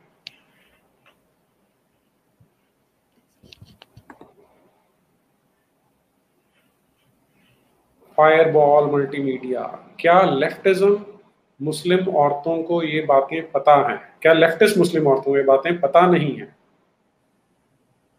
कहना मुश्किल है, दोनों तरह के लोग हैं। देखिए, ज्यादातर तो लोगों को नहीं पता होती है क्योंकि लोग पार्टी पॉलिटिक्स या ग्रुप्स में जुड़ करके एक्टिविस्ट हो जाते हैं, ओरिजिनल चीज़ें बहुत कम पढ़ते हैं, चाहे लेफ्टिस्ट हो या इस्लामिस्ट हो, किसी भी जो आइडियोलॉजिकली कमिटेड ग्रुप्स हैं, आइडियोलॉजी ग्रस्त जिसको मैं कहूँगा, उनमें लोग कुछ पैम्फलेट वगैरह पढ़ते हैं, लीडरों की बात सुनते हैं, उसी से उनका काम चलता है। लेकिन जो एग्जैक्ट पढ़ते हैं उनमें कुछ लोगों को पता होता है, फिर भी वो टिके रहते हैं। ज़्यादातर लोग तो फिर टिकते ही नहीं है। ये एक इंटरेस्टिंग चीज़ है कि चाहे वो कम्युनिज्म हो या इस्लाम हो, जो लोग गंभीरता से उसको पढ़ते हैं ये सोच करके कि वो दूसरों का मुकाबला करेंगे, वो ज़्यादातर ये होता है कि वो उसको छोड़ के निकल जाते हैं, क्योंकि तब उनको उसकी असलियत पता चल जाती है। जी। प्रवीण खेड़कर जी है, गजवा हिंद का कंसेप्ट सच है क्या? और 72 हूरों के लिए दुनिया में आतंकी पैदा हो रहे हैं, आपकी क्या राय है? गजवा हिंद तो सच जरूर है, बल्कि हिंदुस्तान बहुत सेंट्रल प्लेस है इस्लाम के लिए। शायद आप जानते हो कि इतिहास में 3 ही बड़े साम्राज्य हुए इस्लाम के, एक ईरान का, एक वो टर्की वाला और एक भारत वाला मुगल साम्राज्य, जितने ही दिन रहा। तो लेकिन भारत एक ऐसा देश है जहाँ पर इस्लाम को बुरी तरह हारना पड़ा, उसके कॉन्सेप्ट्स तक टूट फूट के बिखर गए, यहाँ तक कि उसके शब्दों के अर्थ बदल दिए, जो कि दुनिया में और कहीं नहीं हुआ। भारत में ईमान, जिहाद, इन सब चीज़ों का जो अर्थ है वो देखिएगा कि वो बिल्कुल बदल गया है। ये इस्लामिक वर्ल्ड में ओरिजिनल अर्थ नहीं है। मतलब हिंदू परंपरा ने इस्लामी घातक शब्दों का अर्थ निकाल करके उसमें संयत अर्थ भर दिए और इसको मुसलमानों ने स्वीकार किया। पूरी जो उर्दू शायरी है एक तरह से इस्लाम के खिलाफ विद्रोह है। आपको उर्दू शायरी में प्रॉफिट और अल्लाह की चीज़ें बहुत कम मिलेंगी, नहीं के बराबर मिलेंगी, और बहुत से ऐसे आइडिया मिलेंगे जो एंटी इस्लामिक है। और उसका सबसे बड़ा प्रमाण गालिब और मीर है, जो सबसे बड़े शायर हुए, उसमें आपको इस्लामी चीज़ें नहीं मिलेंगी। तो ये भारत की चीज़ है जिसके कारण इस्लाम भारत पर सबसे क्रुद्ध नज़र रखता है, क्योंकि भारत उसका सबसे बड़ा फेलियर है। बावजूद इसके कि उन्होंने यहाँ 1000 साल से तबाही मचाई और आज भी मचा रहे हैं, फिर भी भारत को वो बहुत ही कटु शत्रुता की नज़र से देखते हैं। तो इसलिए ये तो सच है कि भारत पर कब्जा करना और हिंदुइज्म को ख़त्म करना उनके लिए उतना ही बड़ा उद्देश्य है जितना अमेरिका को ख़त्म करना। और अक्सर ये जो उनके लिटरेचर हैं उसमें अमेरिका, इजराइल के बाद इंडिया का नाम आता है। कभी कभी इंडिया का नाम पहले आता है और इजराइल कभी बाद में आता है। तो इतना बड़ा निशाना है भारत उनका, और ये बिल्कुल लॉजिकल है। जी। अभिषेक जो दूसरा, लेकिन पाकिस्तान, उनके सवाल का एक और अंश था। जी, मैं देता हूँ। नहीं, मुझे याद है। 72। जी। पाकिस्तान के एक जर्नलिस्ट थे, उन्होंने कश्मीर में जिहादियों पर रिसर्च किया था, उनके डॉक्यूमेंट्स पर।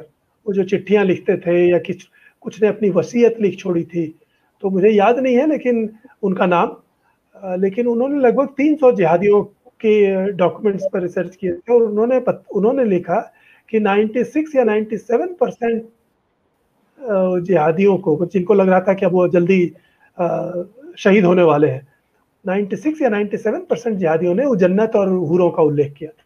इसका मतलब यह है कि वो उनकी एक बड़ी प्रेरणा जरूर है जिहाद में लड़ने जाने वालों की। अभिषेक जी हैं, एक अरबी मुल्ले ने 10 डेज पहले कहा है कि काफिर को एलिमिनेट करना इस्लाम का मेन गोल है, इसको हमें एडवर्टाइज करना चाहिए। एडवर्टाइज ये है। दुर्भाग्य की बात है कि ये काफिर लोग ही नहीं जानते और काफिर ही मना करते हैं कि नहीं ऐसा कुछ नहीं है। Madhav ji, is there any Maulvi or Mullah published book which knows the chronological order of 6,000 plus verses of Holy Quran? ये अवेलेबल है, लेकिन एग्जैक्ट पर कोई सहमति नहीं है। लेकिन जितने उनके डिटेल्स हैं उससे बहुत पहले से, शुरू से ही ये इस्लामी स्कॉलरों को मालूम है क्रोनोलॉजी। कहीं कहीं एक दो पर थोड़ा छोटा मोटा मतभेद होता है, लेकिन यूजुअली अवेलेबल है, आपको नेट पर मिल जाएंगे।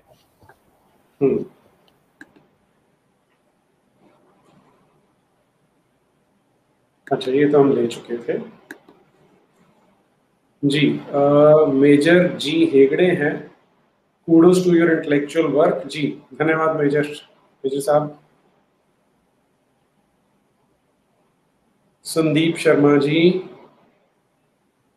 इनको इतने मजे मिल रहे हैं यहाँ, भलाई इस्लाम से दूर क्यों होंगे? I am writing a book of law where crimes of Islam and communism will be there, inspired by Shankar Sharan ji. Ji,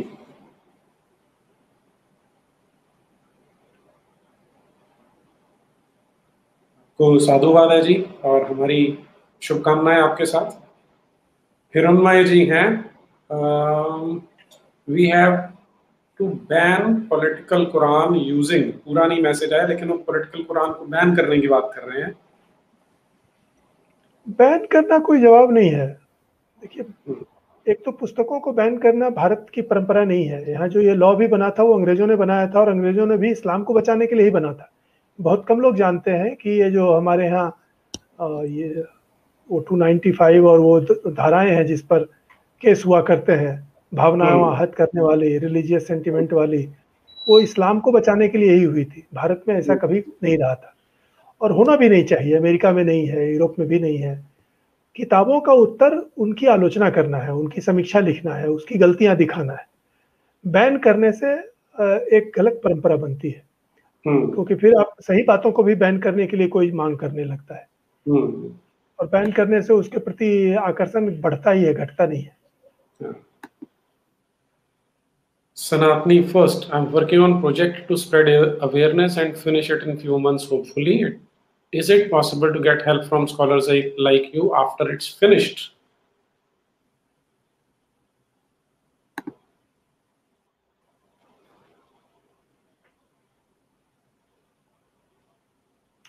sir, एक तो ये कोई स्कॉलरशिप नहीं है, मैं तो एक जर्नलिस्ट की तरह ही आपके सामने बातें रख रहा हूँ।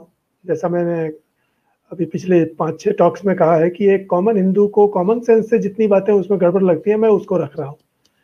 तो ये कोई बड़ी स्कॉलरशिप नहीं है, लेकिन आप जो चीज़ें कर रहे हैं, अगर उसमें सहयोग की आवश्यकता हो और अगर कोई कर सकता हो तो क्यों नहीं, हम निश्चित रूप से उसमें मदद करेंगे। अभी मैंने कहा कि ये काम तो जितने लोग इसमें भाग लें उतना अच्छा है।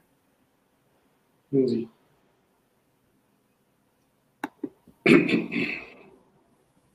सूर्यकांत जी हैं, लाश से के साथ बलात्कार करने का आदेश कुरान में है या हदीस में? ये मुझे नहीं पता है, कुरान में तो नहीं है जहाँ तक। कुरान में नहीं है, हदीस में। हदीसों को मैंने सारा नहीं देखा। शुभेंद्र सिंह जी, पत्रम पुष्पम के लिए आपका आभार। पथिक घोष जी, sir, why should not we ban the K word like USA has banned the N word? We should start a mass movement regarding this. I could not send the super chat, but technical volume seems to use this word for everything. ये अभी शंकर शरण जी ने उत्तर दिया कि ban नहीं करना है। आप देखिए ना, हम एक तो हम अपनी स्ट्रेंथ को समझ लें पहले। उन्होंने इसे छिपा के क्यों रखा? क्योंकि ये अगर उजागर हो जाएगा तो उनकी दुकान बंद हो जाएगी, और हम अगर बैन कर देंगे तो हम तो उन्हीं का भला कर रहे हैं इनडायरेक्टली। तो ये हमें सब लोगों को बताना चाहिए कि ये इसकी वास्तविकता है, वो अपने आप में सॉल्यूशन है इसका। अभिषेक जी हैं, एक बिहारी इंडियन ने लिखा, सब तेरे सिवा काफिर, आखिर इसका मतलब क्या? सर कटा दे इंसान का, ऐसे खपती मजहब क्या? अच्छा जी, शायरी होगी ये तो।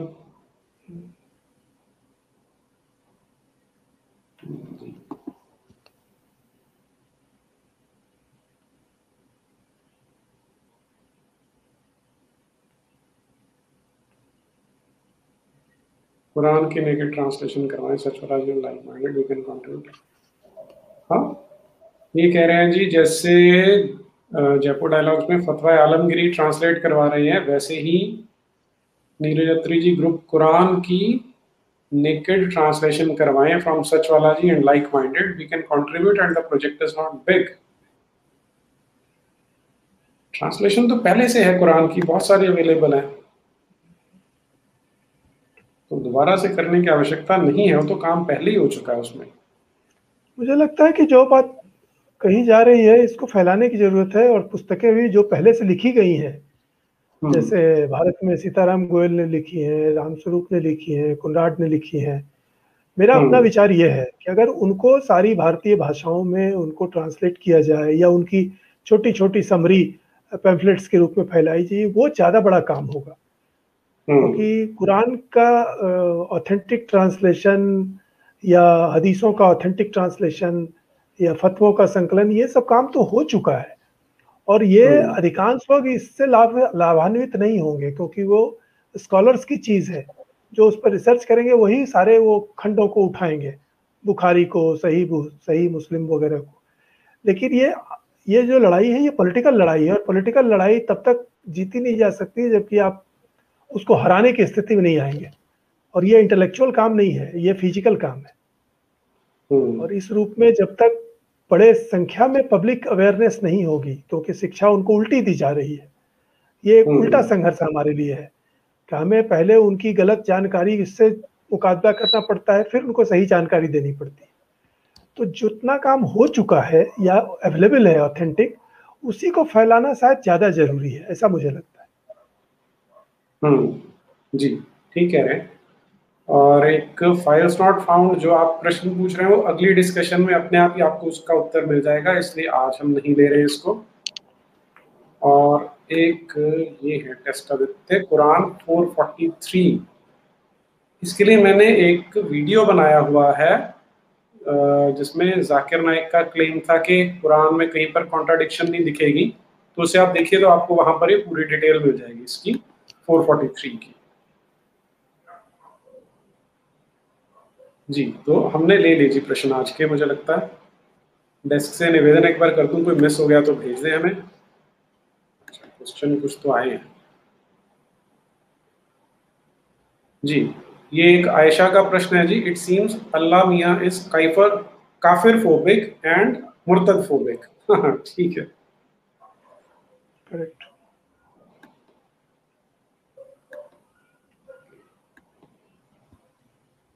जी, और कोई छूट गया तो भेज दीजिए आप हमें। मुझे लगता है ले लिए हमने सारे प्रश्न आज के।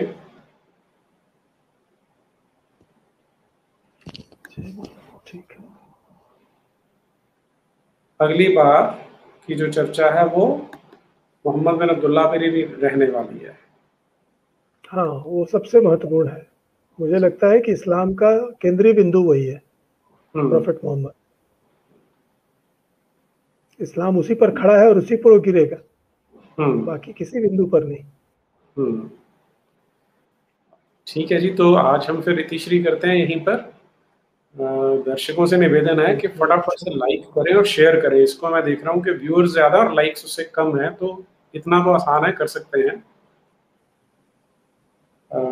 ठीक है जी, शंकर शरण जी, दर्शकों की ओर से आपका बहुत बहुत आभार समय देने के लिए। आपका भी और दर्शकों का भी बहुत बहुत धन्यवाद। ठीक है जी, भारत माता की जय, वंदे मातरम। वंदे मातरम।